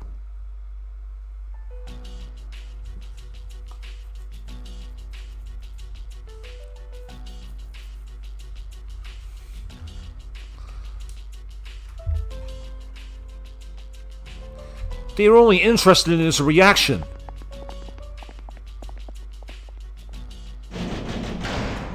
The researchers ignore my stunned silence and hastily leave the chamber. Their figures are hidden behind the hatch. Soon, with a terrible low-pitched sound, the hatch on the other side begins to open, where the opponents come through. I'll be forced to fight again today, and in the days to come, I must continue to destroy my opponents each time. I could not find the words I want to say. I slowly turn my head towards the hatch. But what I see there is what truly leaves me at a loss of words. 024, I'm guessing. No. The opponent emerging from the hatch is 024. There is no smile or sadness on her face. She's quietly standing there, expressionless. 024 steps into the chamber while gazing at my face. The hatch slowly closes behind her. No. Why? Even I do not know who the question is addressed to. Why is she here? Because she was ordered. Do I have to fight her now? It's not quite sinking in yet, but in a sharp tone I've never heard from her before, she tells me what I must do. Draw your weapon. I can't. If you don't fight, you'll lose. I will end up destroying you. Are you willing to accept that? Why? Why are you saying this stuff? 024 ignores my question and reaches behind her back with her right hand. The multi-use weapon unit releases from her back, becomes a great sword in her right hand. It's approximately 1.5 meters, as long as she is tall. It's also alarmingly wide and fitted with propulsion devices. It is difficult to process seeing the weapon pointed at me. If you fear being destroyed, if you have a heart capable of fear, then there's no need to hesitate. That alone gives you the right to attack me with all your strength. But doesn't the same go for you? I could not help but plead. 024 does not answer, but it appears a very small smile forms on her You lips. said there was someone you wanted to meet. I can't fight you knowing that. I turn and appeal to the researchers watching us from the other side of the glass wall. Come on! Stop this! I don't want to fight anymore!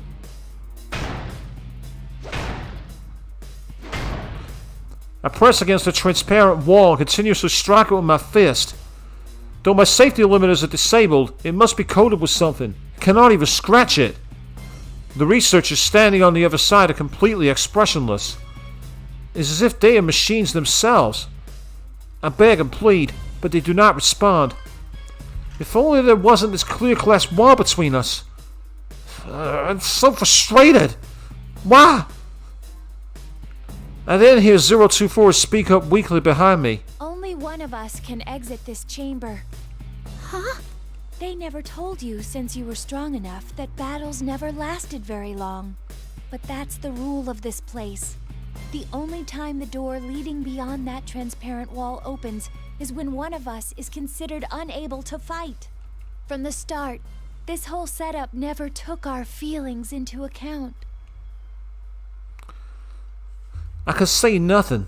I could see from her words what atrocious battles were forced upon her. But talking like this is a waste of time. I can see I won't spur you into fighting with just words alone. As soon as she finishes, 024 leaps into the air, swinging her sword at me. I quickly jump back and barely dodge the attack. Her sword slashes the space where I've been at a speed that could have killed. The tip grazes the chamber floor. Red sparks fly. She's serious. It finally sinks in. I jump away to put distance between us. I don't intend to meekly accept my destruction. I have my own goal after all. Now, fight me. I have no choice but to fight. But a thought crosses my mind. In terms of basic combat strength, mine is probably higher. Using my usual tactics, I should be able to destroy a weapon and disable enough for a servos to prevent her from attacking. Not gonna matter, Labrys. Remember what the research said. You have to destroy them. They're not interested in you disabling them. It's not going to work. 024's ego is without a doubt more highly developed than mine. It must be of value to the researchers. If I can render her capable of acting, I may be able to avoid the order and destroy her when she's down. Nope. It's not going to work. I decide to bet on that possibility. It's amazing that she's thinking that, don't get me wrong. It's fantastic that they developed a machine that thinks that way. It's really cool. But it's not going to be enough. They're no longer interested in that. I shift my priorities and fight back with all my strength. I cannot do this empty-handed. I remove my own multi-function weapon from my back and shape it into a battle axe. It pains me to do this, but it's the only way. I repel 024's persistent sword strikes and go for a counterattack. I aim for the great sword clasp with my battle axe. After a number of hits, it shatters.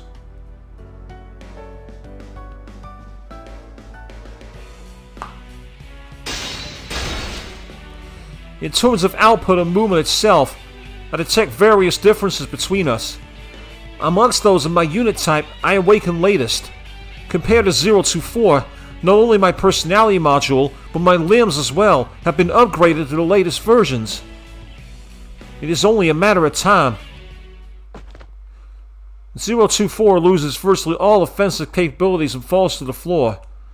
As planned, 024 is mostly undamaged apart from her weapon and motor functions.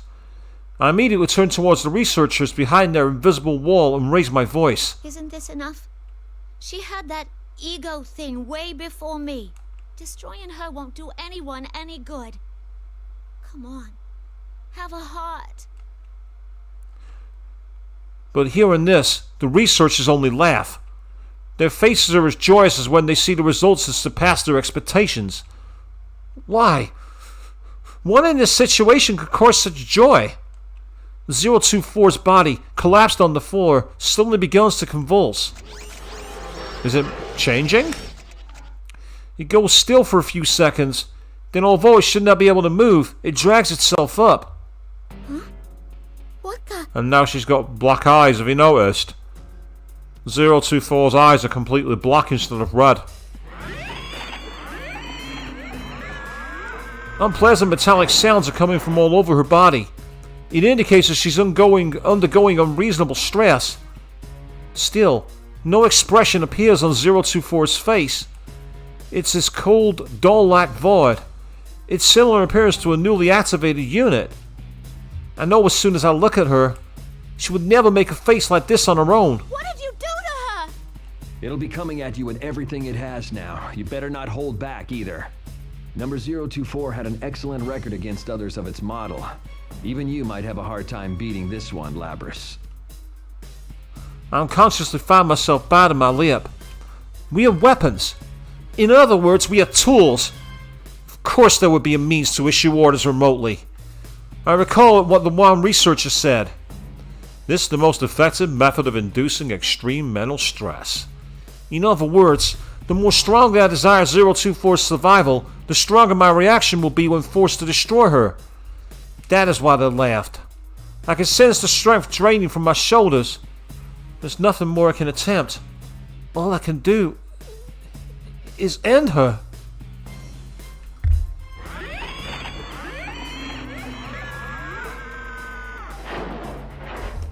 Behind me, 024, or rather her animated shell, approaches me, its limbs shaking. I suppress all thoughts unrelated to tactics and slowly turn around. My body goes cold. My arms move into position as if controlled by someone else and ready my weapon.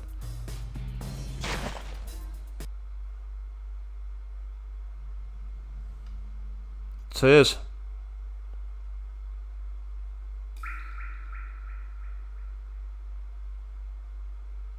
Or gear mode. Turdux.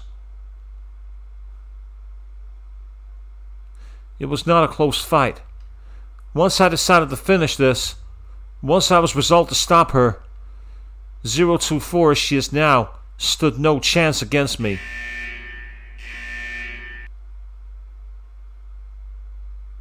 I fall to my knees, next to 024, whose limbs have been shattered. She will never rise again. My processors are overloaded with things I cannot understand. I feel as if all processing is slowed. 024's face is turned to the ceiling. Hey, are you not gonna look at me anymore? You're not gonna smile again? I did not expect her to respond, but 024's face moves slightly. I stare at her without knowing how to react. She turns her gaze to me and smiles. I'm sorry to leave you alone. I leave the rest to you. Those are the last words she spoke. I can't believe this. 024's dead face is laughing. She's smiling at the one who destroyed her and robbed her of a dream.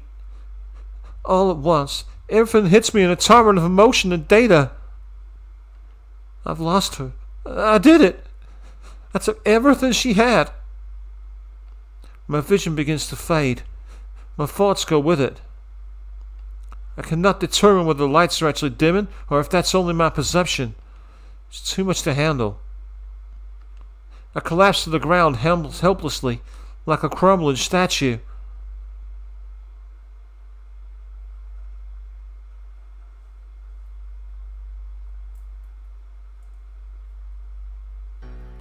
The next time I awaken, I'm lying inside a cage.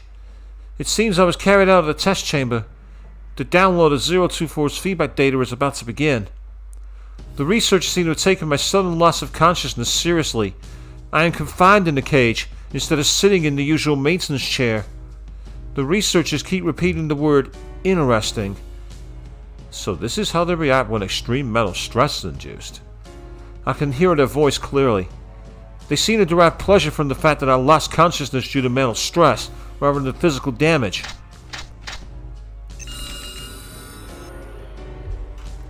Cables are connected to my body one after another. The data download begins.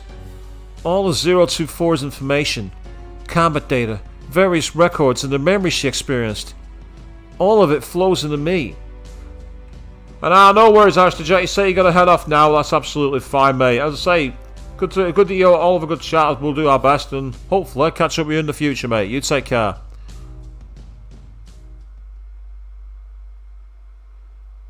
My eyes widen in surprise. Everything is so vibrant. It is so clear it is indistinguishable from actual experiencing them. This is the first time I've received memories with such vivid images. All the images are linked to records of the emotions she felt in relation to them. They are so strongly linked that my screening protocols cannot distinguish them from human thought. The outdoor area where we spent time, the big tree whose branches we examined. That sound of water we heard periodically. Snow playing around. As I relive 024's experiences, I pick up on an unfamiliar voice. There is no associated image data. Only the voice can be heard. It is a female voice. There is a female researcher at this facility, but this voice belongs to a younger person, still in human developmental stages. Mitsuru, maybe?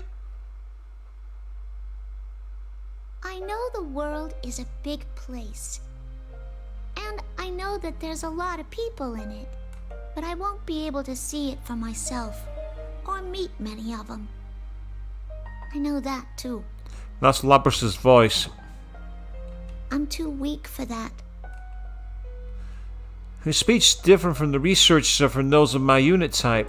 It is very similar to my own speech input. Thinking about it has made me sad more than once. But I didn't want to do nothing and be left with regrets. That was when my mom and dad looked into some options.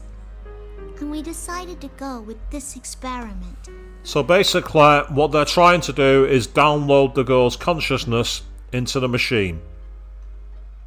That's where this is going, people. If even a sick girl like me could make herself useful to others in this world, I thought I ought to go for it. Who could this be? I know only that she's female. She's in a situation where a condition prevents her from moving freely. It seems that instead of lamenting that fact, she's decided to volunteer for an experiment of some kind.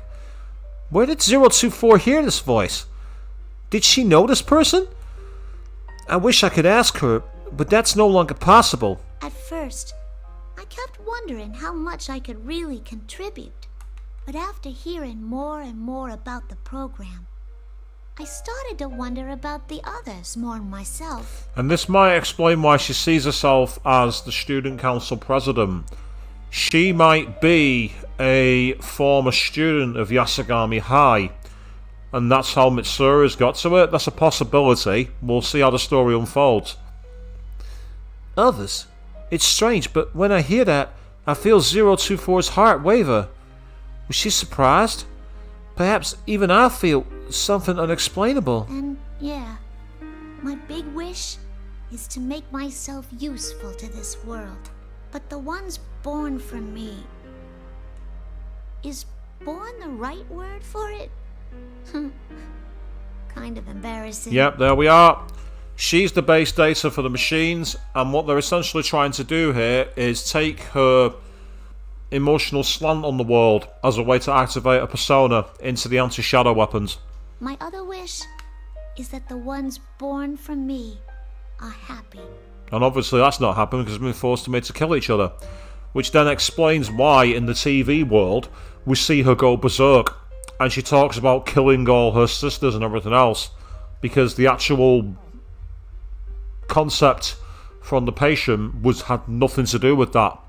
I doubt I'll be able to talk to him in person, or stay with them, but I still wish from the bottom of my heart that they all have happy lives. Yeah, well, unfortunately, kid, that's not happened. People's voices have unique characteristics.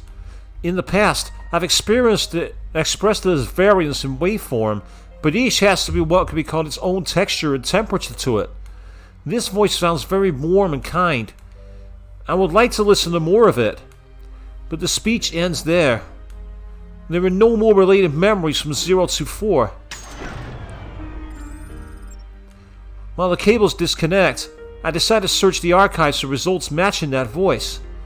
Sadly, there are no results, but during the research, I suddenly remember something. The archive given to me by 024 last night. I quickly opened the folder and found a single text file inside. If you are reading this, then I have most likely been destroyed. It may be that you already understand the concept of guilt, but you have done nothing wrong. Oh, so that's nice. So we've got like a shaded version of herself, like a vision from beyond. If you are still safe when everything's over, she must have meant if I defeated her in combat.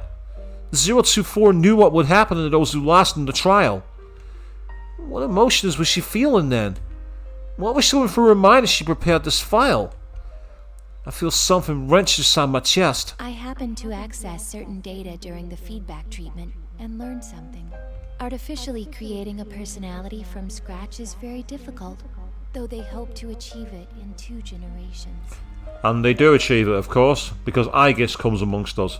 But those of our model were actually made from the template of a certain girl's personality. That includes you and I. She had left a recording for the units created using her personality. A message for those of us who did not yet exist. That's what I heard. She speaks in a strange way, like you. I thought, We really are connected to her. Mm-hmm. Now think about that unknown voice. The experiment the voice spoke of was related to our development after all. The owner of that voice was speaking to us. The one who gave birth to us loved us. When I understood that, I felt like my eyes were opened. Though my life was filled with suffering, my birth had meaning. I firmly believe that. I want to meet her. I need to tell her thank you for giving birth to us and for loving us. This is actually really depressing as a story, because obviously they've taken a child's wish to help enrich the world and turned it into this kind of like soulless, data-giving meat grinder machine. It's actually it's a lot darker than I thought it would be. This was not an order from the scientists. It was an objective I made for myself. So if you can understand my feelings, I'd like you to do this in my stead. Give our mother my thanks. How 024 must have wanted to meet this girl who she saw as our mother. She must have longed to thank the girl in person. The data within me, her heart tells me so. During the time when she was ordered to destroy her sisters, this wish must have been her only hope. Yet it did not come true. I shattered it. The one she herself said was the only one who understood her. She must have been devastated. The letter ends in a way I least expected. Though we knew each other for only a short time, I'm glad I met you. I feel the same right now as our mother did. I wish from the depths of my heart for you to be happy.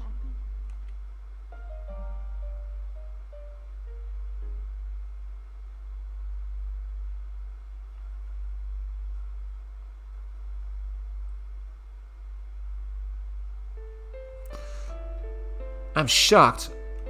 How could she feel that way towards someone who may one day destroy her? I realized then that the visual input from my optics experiencing distortion for some unknown reason. An unfamiliar source of water trickles down my cheek. Labras, is she crying? So she is. I can't believe we're actually seeing a machine being driven to tears. But its mental graphs are clearly abnormal. What kind of information did it download? Who knows? That's one thing the graphs can't tell us. How convenient. We should take care to limit our studies to just the battle data. It doesn't need any sentimental memories. You can delete those. Why make a weapon so emotional that it can cry? Delete them? And now I've got Heartful Cry. Something roars within me. It drowns out the feelings for 024 and our mother to fill my heart. Delete! Like hell you're deleting my memories! Now she's going to awaken. Under no circumstance will I allow what 024 left me to be deleted for their convenience. I will not forgive this selfishness. We've been treated callously by the researchers in this laboratory. They gave us hearts yet made us destroy those of our unit type as our enemies. We killed our sisters at their command. If we refused, our desires were overridden and became their puppets.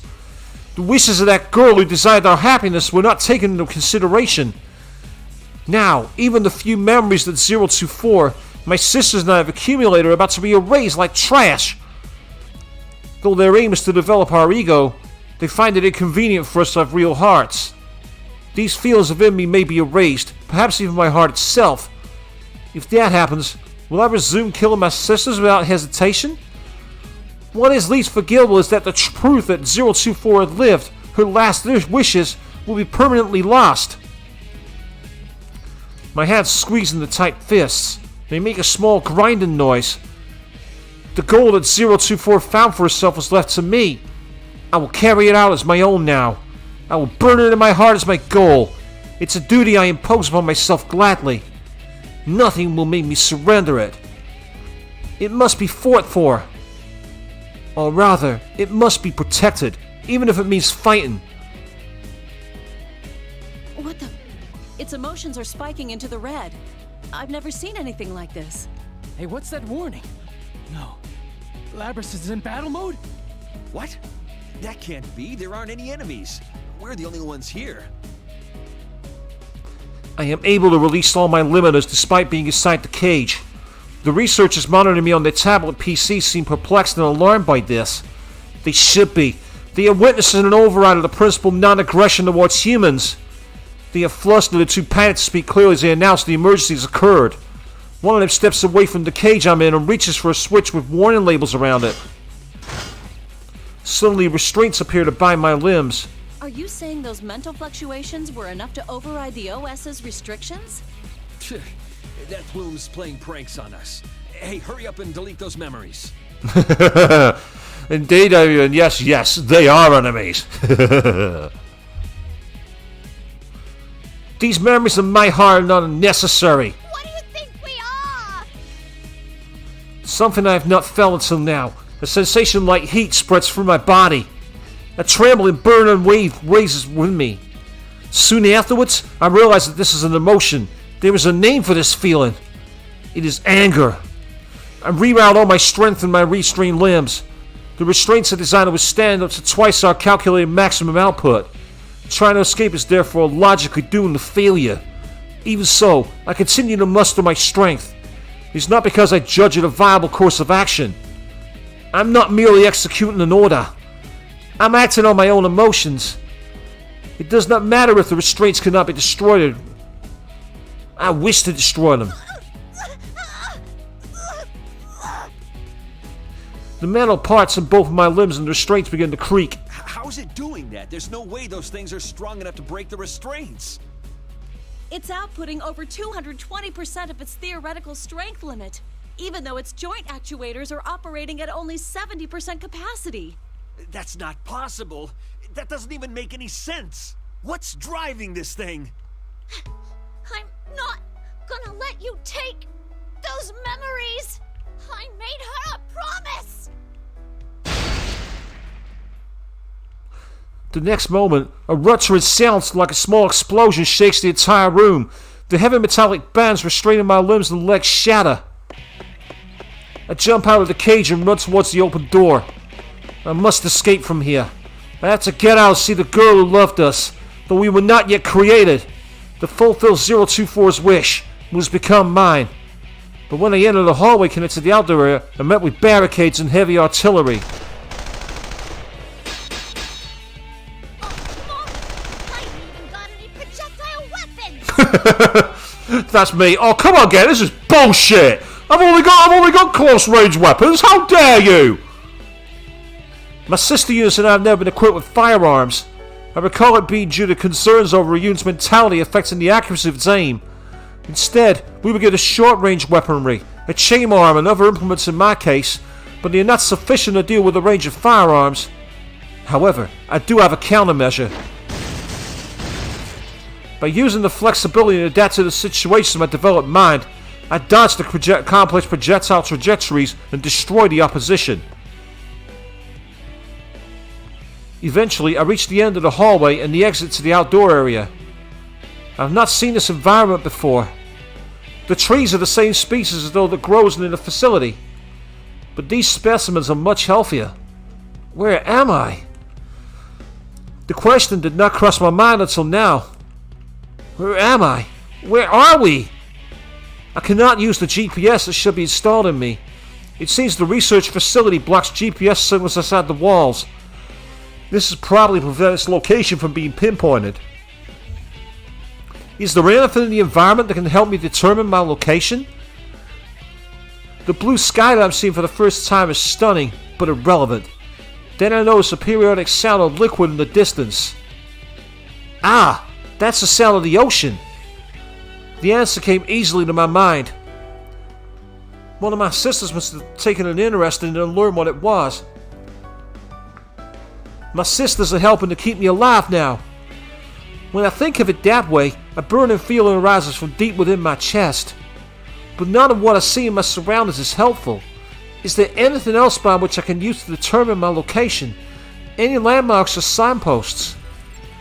I scan my surroundings while running past. These trees obstructing my view. They are a unique species.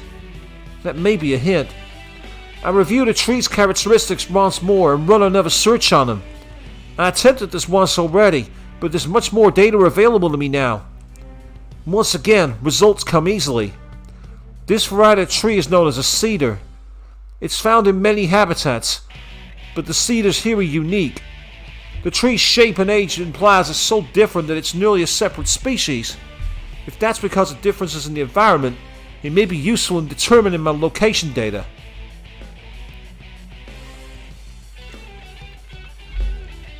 That's when an unfamiliar sound reaches my ears. The heavy rumble of what sounds like a motor. It seems they dispatched a vehicle to pursue me. I expected this. Their response was swift. It seems they had measures in place in the event any of us escaped. When the vehicle stops behind me, fully armed personnel pour out of it. They move to surround me from both the left and the right. It is an obvious response. No matter how much power I may have, I'm alone. The optimal solution would be to overwhelm me with numbers. I try to shake them off by running faster. But soon afterwards, I reach the main gate of the laboratory, a high steel edifice. It is tightly sealed. A number of heavily armed guards are protecting it. I stop. There's nowhere else to go. Labris, come back here. You're too useful a unit to destroy. You need to get back here to be regulated. That's your role in all this. I cannot be destroyed here, but I cannot be captured either. They will surely delete my memories.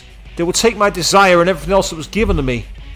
What purpose is there in avoiding destruction then? The only options available are whether my wish dies with me or whether it's stolen away. I ain't gonna let you destroy me. And not just because I don't want to be destroyed.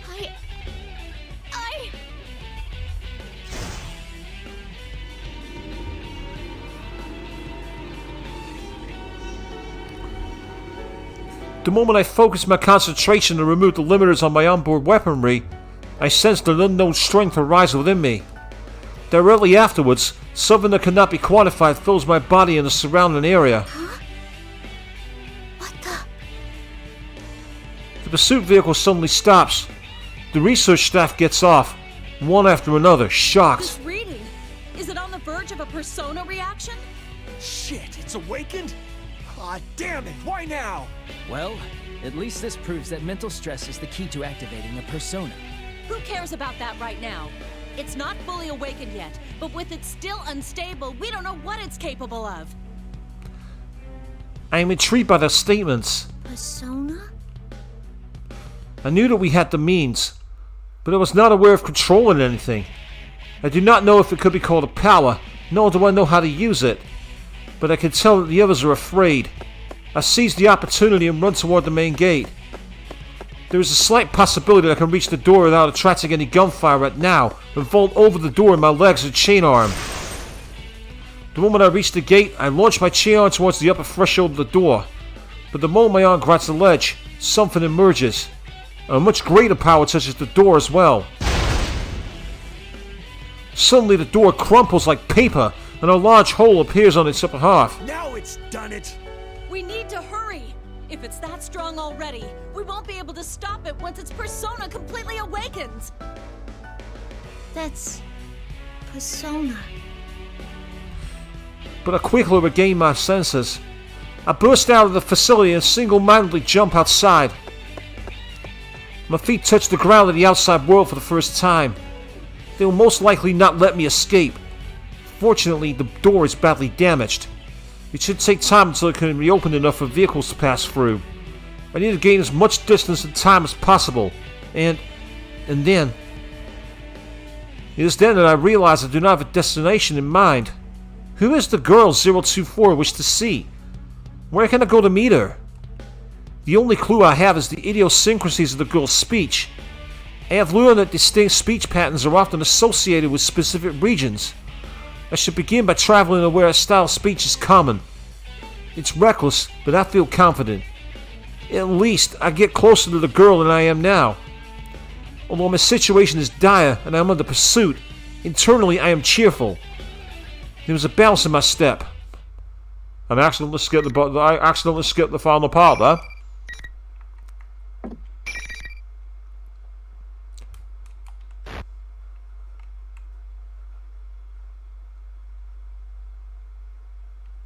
Just then, 5 meters ahead, something white and fluffy crosses my path. It's Snowy. It notices me and approaches. I'm worried about my pursuers, but I cannot dismiss 024's beloved Snowy. I lower my speed and run with him. I then notice that the scenery we are passing is calmed. My surroundings are very different now. The blue sky was previously obstructed by the trees is clearly visible. The green grass shines vibrantly as the sun. And there is deeper blue in the sky ahead.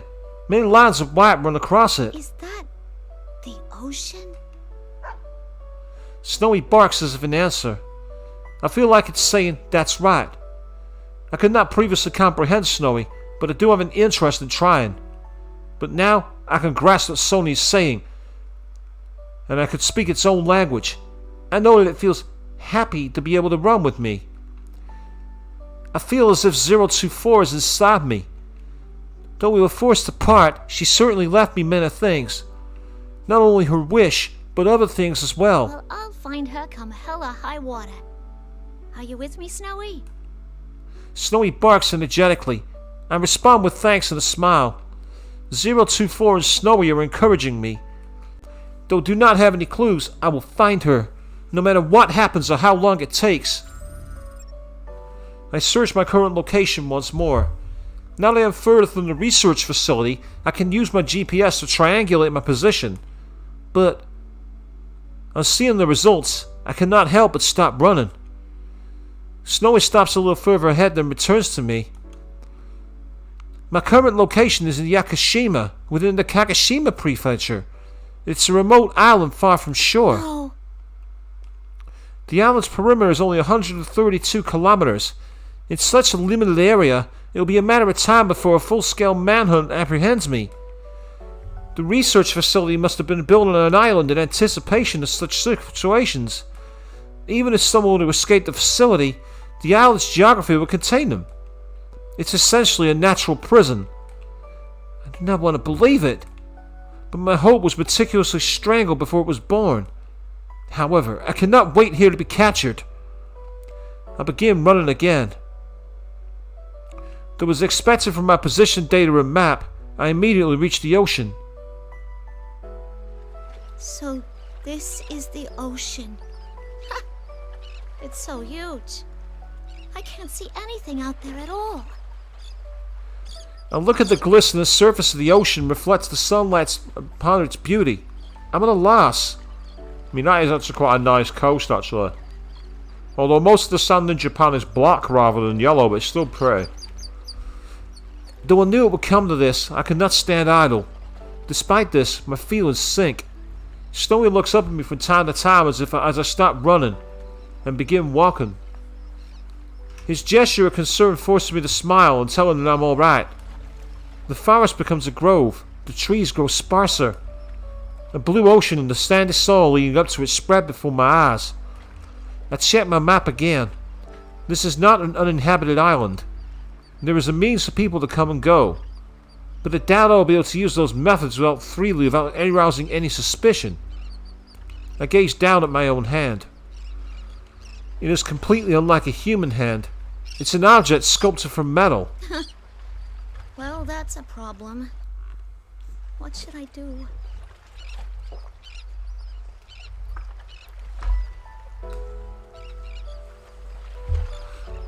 My question seems to stimmy Snowy. Come on, don't give me that look. Ah, well. Maybe it's my fault for getting so frustrated. Sorry, Pooch. Just as I'm about to crouch and pat Snowy's head, Snowy moves as if avoiding me. Snowy? Snowy snuggles around behind me and growls towards the way we came. I train my senses in that direction and sense presences in the distance. They may be keeping their distance on purpose. Since they have no firearms, they must understand that their effective range exceeds mine. Looks like they're coming. Amongst the human soldiers are a number of my sister units. Is it possible that I can convince them not to fight me? I dismiss the idea as hopeless. Though they may have awakened their ego after my escape, they will be under the commander's control. Even if that's not the case, they may think that their orders are absolute, just as I once did. Knowing why they're here doesn't make it any easier to deal with them. It does not seem as if they will attack at once. They must understand that I am already at the ocean and have nowhere to escape. I do not want to surrender, but I am frustrated by my powerlessness. To be caught like this, I have my own mission to accomplish. The ocean sparkles. The periodic sound of water I once heard from afar echoes from it. As I gaze at the clear water while it ebbs and flows, a mysterious feeling arises within me. Wow. Look at that. It's beautiful. My opponents show no indication of moving. I step out on the stand. After cataloging that sensation, I approach the pier stretching into the ocean. When I step onto it, the wooden planks creak. I can hear Snowy's light tread behind me as well. I stand at the end of the pier and look out to the ocean. I wonder if she's beyond this ocean that seems to stretch forever. The girl 024 wanted to meet. The girl that I wish to meet as well. This mother figure who loved us and wished for our happiness. While my thoughts turn to the girl whose face I do not know, I decide to preserve the ocean's beauty in my memory. After all, it may be the last time I'll be able to see the ocean as myself. The odds are high that when I'm restrained and return to the facility, my memories will be wiped. I'm scared. I'm frustrated. I do not want to be erased, but I do not think all my hopes are lost yet. This may be the end of me. But just as I inherited the memories of 024 and other units, my memories will surely endure into the next generation. So I'll keep these feelings along with this beautiful ocean scene deep within the origin of my heart. There it could not be erased or tampered with.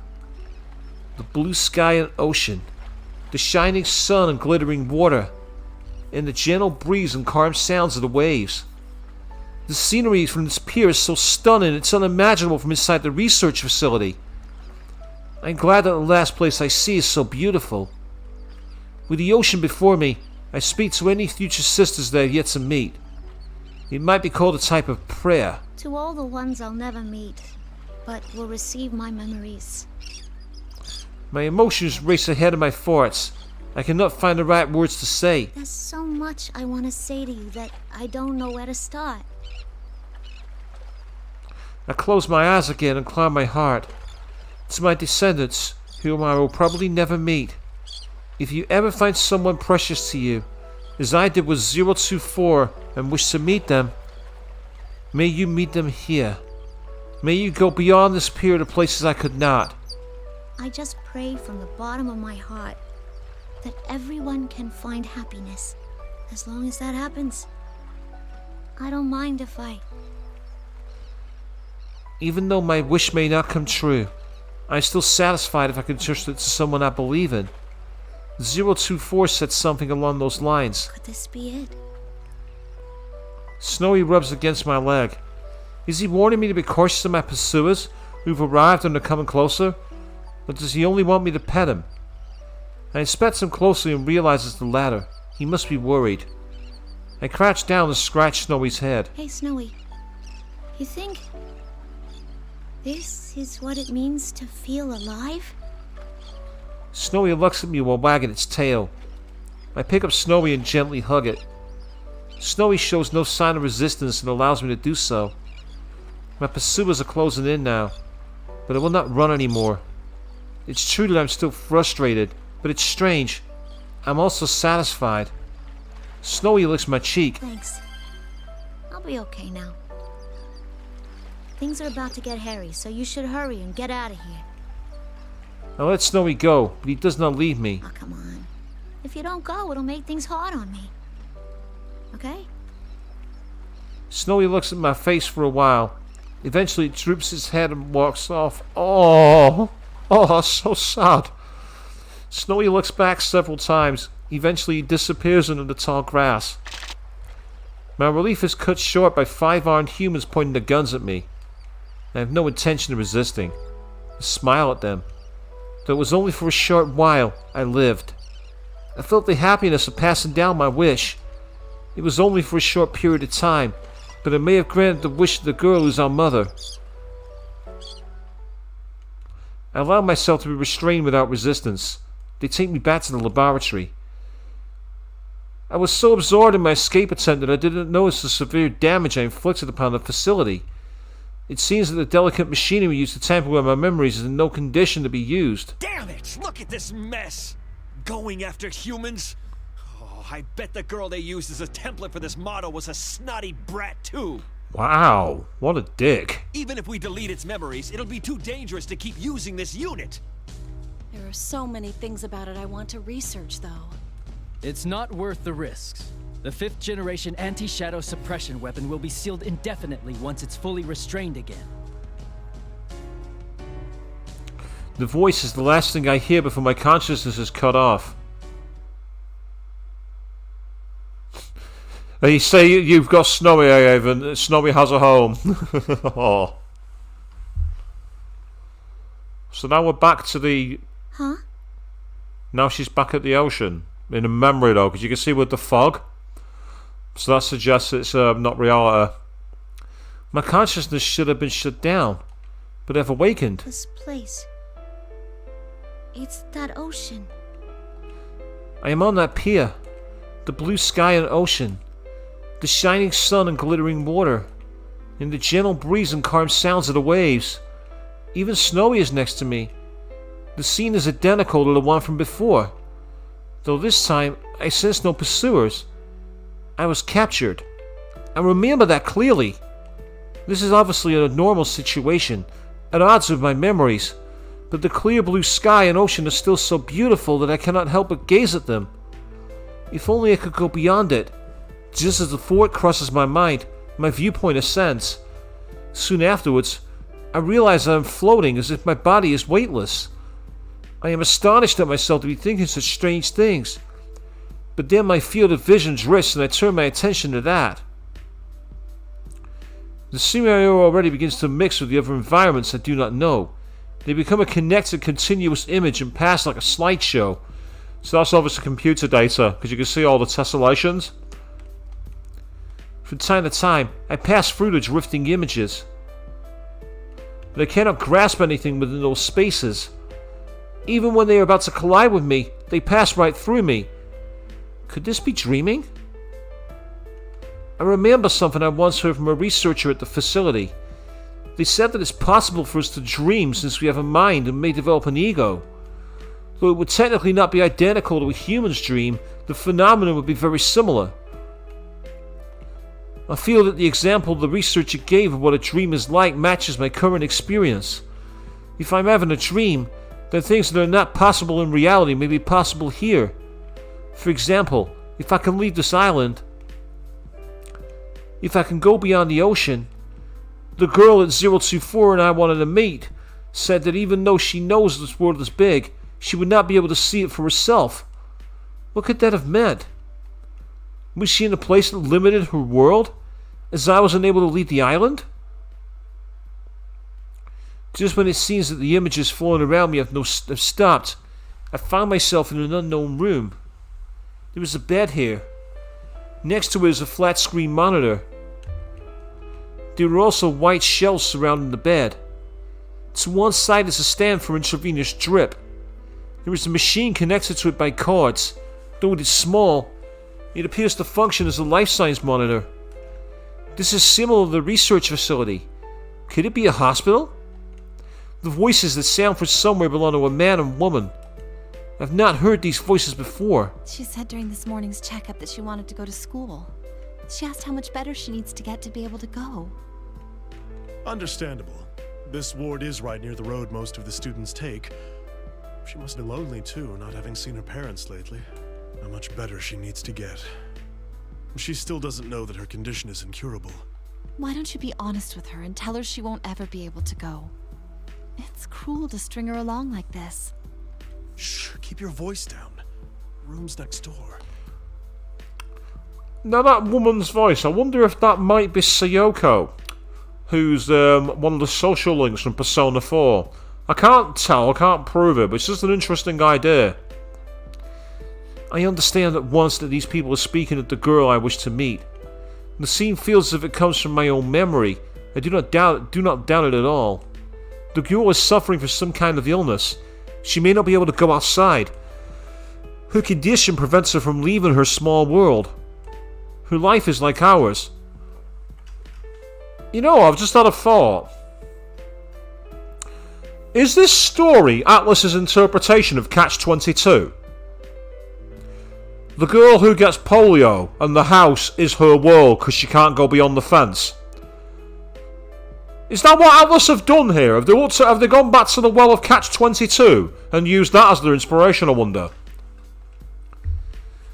Could the girl have heard this conversation? How did it make her feel to hear it? I want to spend more time in the outside world. I want to live a normal life. The thoughts that come to my mind are not mine. I wonder if the nurses thought things like the student council were too much trouble to bother with when they were in school. There we go, the student council memory. I was right. I don't know. It sounds fun to me. Yep, she's a girl from Yasagami. Or who wanted to go to Yasagami. That explains the school and the TV world. Just as I thought, it's the girl's voice. When I listen to her, I can sense her strong yearning and admiration. You gotta admire the student council president. I mean, they're the ones that get things done for everyone. But I guess it's because they're like that in the first place that they get to be president, huh? The girl had a strong desire to attend school and live a normal school life with friends. As I review these voices and feelings, an interest in the school she longs for grows within me. High school. I wonder what that's like. Would it be fun? I wish to see for myself what she desires. Is there a specific image of it? What kind of place is it? What activities do its attendants perform while there? But there are no memories in regards to schools. This must mean that the girl has no such memories. Figures. I don't know anything about schools or whatever else student life is like. I can show you if you so desire. Ah, here we go. A voice answers my unspoken thought. Who could it be? I do not think I know this voice. For some reason, my mind becomes hazy. I cannot access my memories easily. Huh? Who's there? Yep, so with the haze, that's the fog. She's hearing from the one responsible for the shadow world. There's no need to be alarmed. I only want to give you a glimpse of the world you long to know. I was under the impression that this was a dream. Dreams are supposedly a release valve for memories, yet this voice does not feel like a part of me. Could that be possible? As I ponder these things, the scene around me changes completely.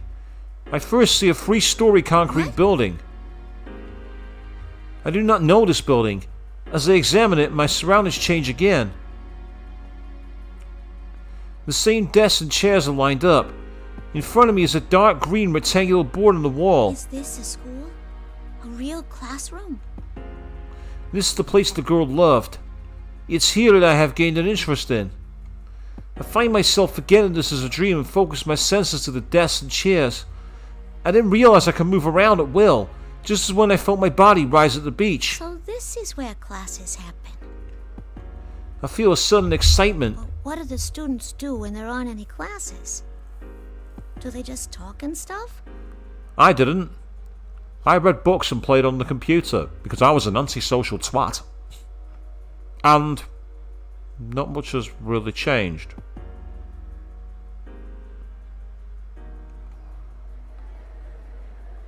That mysterious voice doesn't answer. Instead, I am surrounded by other sounds. Many voices are talking at once. It reminds me of the sound of the waves near the ocean. But the sound is lively and enjoyable. The voices belong to boys and girls, surrounding a desk. They are laughing and talking. They wear common clothing. There are some differences. These may be uniforms. It's interesting to see that each person's uniform is distinct in some way. Oh, here we are. She's seeing the investigations team. That one is the only one wearing with something around his neck. A girl with short hair and green jacket raises her right hand. Next to her is a girl with long black hair wearing a red jacket. She smiles. Then there's a well-built young man with strange spiky hair. In contrast to him, I see a small, delicate, intellectual-looking young man. Last, surrounded by them, is a young man with a calm demeanor sitting at a desk. The front of his uniform is open. His white shirt is showing. They seem to be talking about something. I cannot quite discern what it is. The scene proceeds to show various points in a normal school day. Classes, activities, clubs, student council. It looks like so much fun that I get excited. No, Labris, no it isn't. School fucking sucked! But then I remember, this is all just a dream. I am only dreaming. No matter how much I want it, there will never be a day where I can attend school myself. All the scenes I saw are centered around a young man and his friends. I will never join their circle. I cannot go to school. I'm not even human. I consider this self-evident truth once again. Though I look human, I'm a machine made by humans. It does not matter how close my heart is to that of a human, or how much my ego develops. I cannot become a real human. This mechanical body can never truly be human. Just as our mother could not overcome the obstacle of her illness, no matter how she wished for it, I cannot overcome the obstacle of being a machine. It is futile for someone who cannot become a human to yearn for a normal human life. There is a strange sensation somewhere in my chest that feels like pain. Still, although I am a machine created as a weapon, that girl loved me. What if there were other people like her who could understand me? Would I then be able to find a place to belong among the humans? But you'll never find a place where you belong. Humans created you as a tool. They would never think of you as anything more. Everyone, to a man, lives by averting their eyes from something inside them. They all wish to live inside a never-ending dream.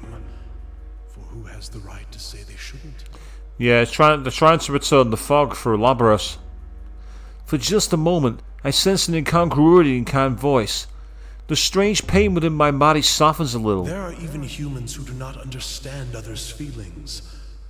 Still others do understand, and trample upon them regardless. Compared to them, you are much more human. I remember the researchers. They certainly did not understand me, 024, or my sisters. We were treated only as objects, even after they tried to give us apart. Why not then seek to be human? Me? Be a human?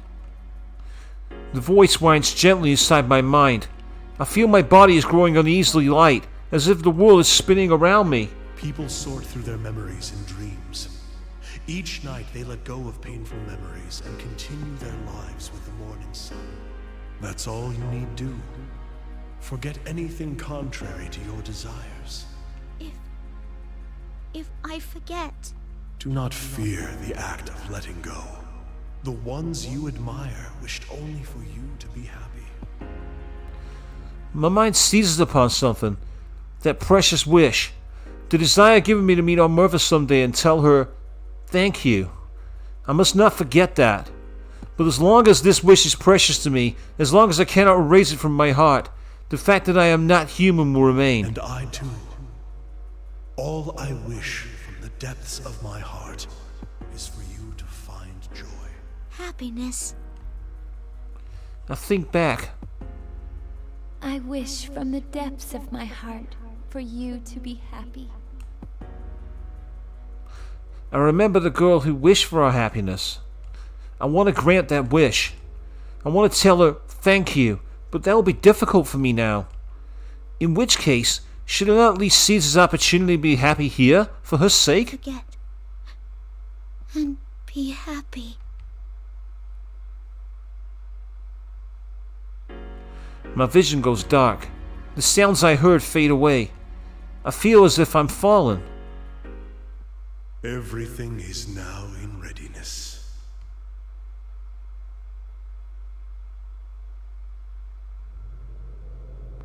And now we're finally entering the TV world after 2 hours and 24 minutes. Wow!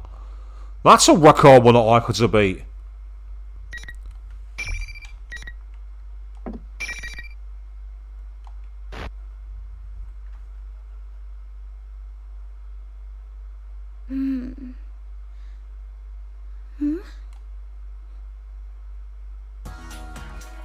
When I open my eyes, I'm staring at a wood grain board. It's the surface of a desk. I quickly raise my head. Makoto for Danganronpa, is that you again? How many times am I going to see this trope of someone waking up headfirst on the desk? How many times are they going to use that? It looks like I fell asleep in class. My sleeve was pressed up against my forehead while I was asleep, and the texture left a mark. Oh man, I hope no one sees this. I rub my forehead a little and look around the classroom. According to the clock on the wall, it's 3:30 in the afternoon. The only thing written on the blackboard is 1st of May 2012. Everything else is erased. I stretch out my arms. I feel a little tired, but I gotta stay focused. After all, I just got elected student council president in the election a couple of days ago. I have to keep in touch with what people who voted for me wanted a leader. Things with the student council will get pretty hectic after school. I should hurry to the student council room. I stand up and open the door in the back of class. When I go to the hallway, there's no one around. I check in the classrooms as I go, but I still don't see anyone. Where the heck is everyone? It's weird. The whole school is usually rowdier than this after classes. I should hear people talking and laughing in the classrooms, and teachers yelling at them to quiet down. Where's all the bustle of the students and everyone getting ready for their after-school activities? It's because we're all members of the Go Home Club. Fuck after-school activities. Just when I'm wondering that, I turn around and look down the way I came. Oh, there they are. There's some students in the hallway. Some of them are chatting and others are coming out of the classrooms. A few of them run past me, carrying the bags. Yeah, this is more like it. This is how schools are supposed to be. Hey, no running in the hallway.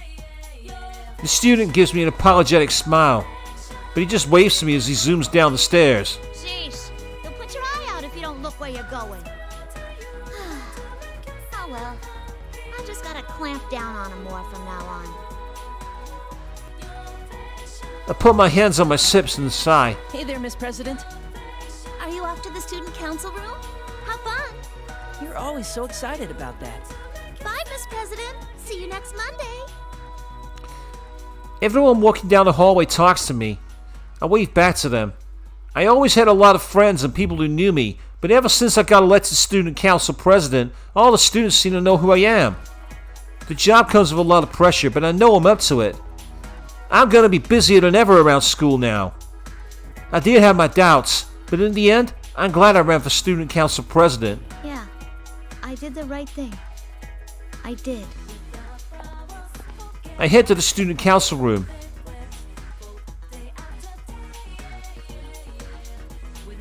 Time flies by as I go over my agenda. Before I know it, there's red light pouring from the west window. Somebody's slimmed down. Guess that's enough for today. There's no one else left in the student council room.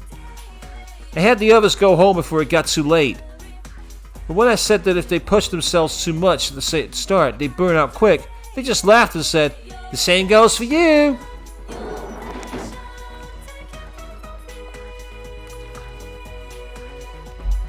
I'll leave the student council room and lock it up. As I go down the hall to return the key, I see a strange woman at the end of the hallway.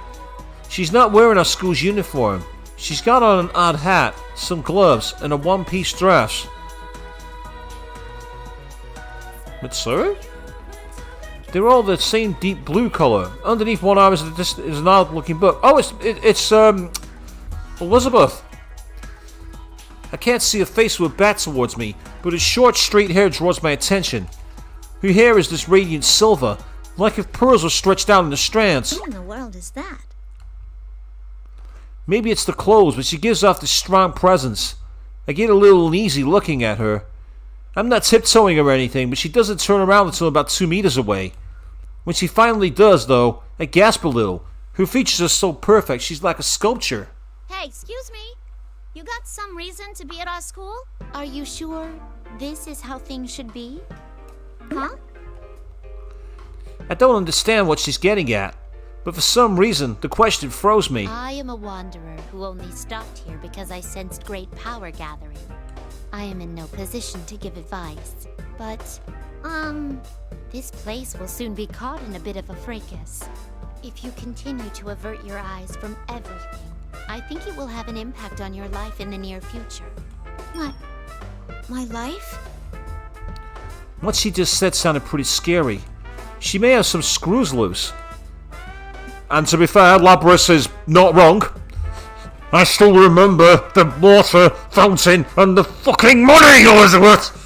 Oh, you definitely had a screw loose that day. You fucking pulled my screws out instead of giving me that money!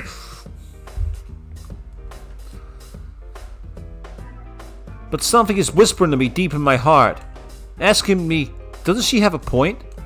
Aren't you looking for away from something important? What you choose is up to you, but I believe there are factors preventing you from making the right choices at the moment. I couldn't bring myself to just stand by and watch as you lost your life before my eyes. That is why I was waiting here to give you one last chance. The lady opens the thick book she's holding. Now, you knew that was coming, did you, Avian? Yes, it's a trigger. It's not going away. No.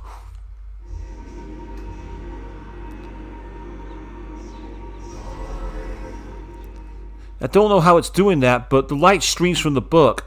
It gets stronger and stronger until I have to shield my eyes. The blinding light finally begins to fade a little. I slowly open my eyes. The first thing I see should have been my arm, but what I see instead is an arm made of metal. Huh? What is this? I can't believe the so-called metal arm is mine. It's like metal plates are completely covering it. I start tugging them to try and tear them off. It won't come off. What gives? It's not just my arms, my legs have changed too. Why are my arms and legs mechanical? My whole body, even. I stare at my hands in confusion. These are my hands, alright. Part of me knows that, and I shake my head. What am I thinking? There's no way these are my hands. It's not possible. It's not. My head hurts. What is this? I will be your opponent for a short while. During that time, why not think back about who you are? Huh? My opponent? The lady takes a slightly defensive stance. And away we go. Okay, so I finally got a fight. It's a new record. It's taken 2.5 hours, but we're finally going to have a fight in this fighting game.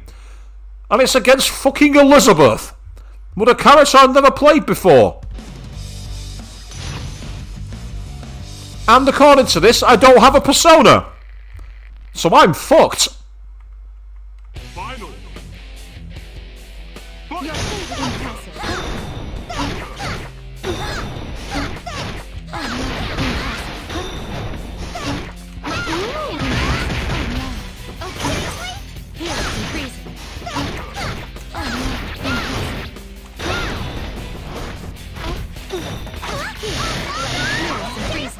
Yeah, Thanatos is a bit too powerful.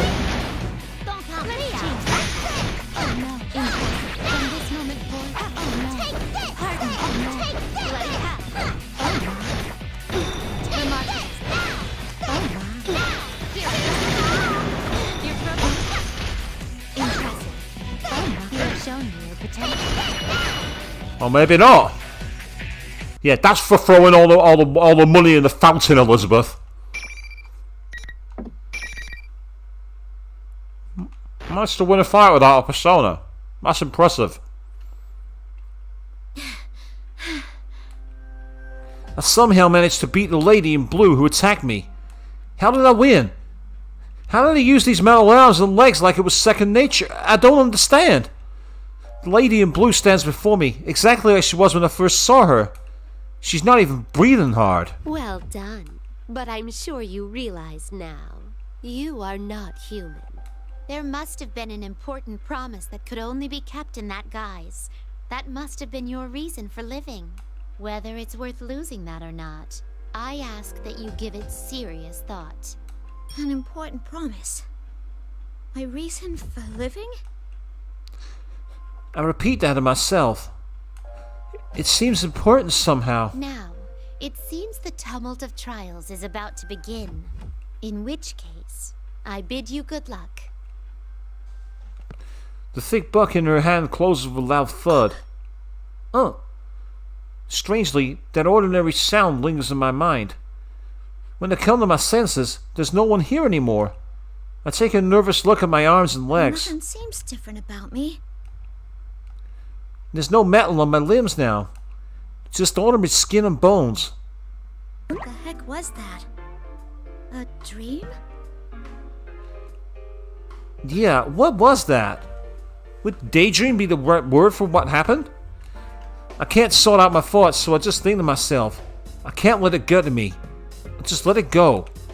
But some things I can't dismiss that easy. You are not human.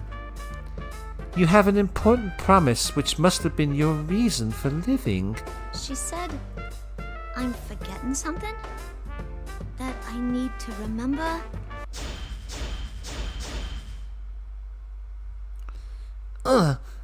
My head's hurting again.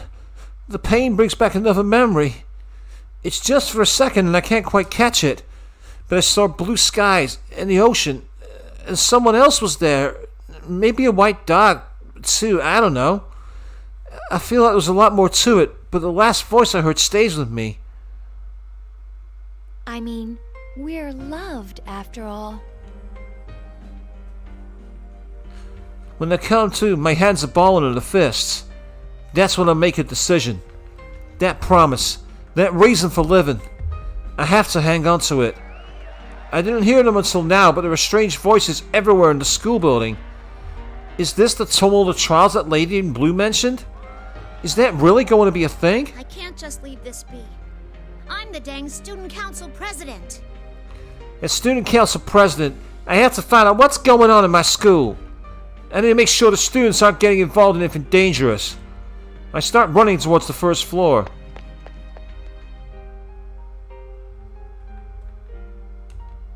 Now it's just said end.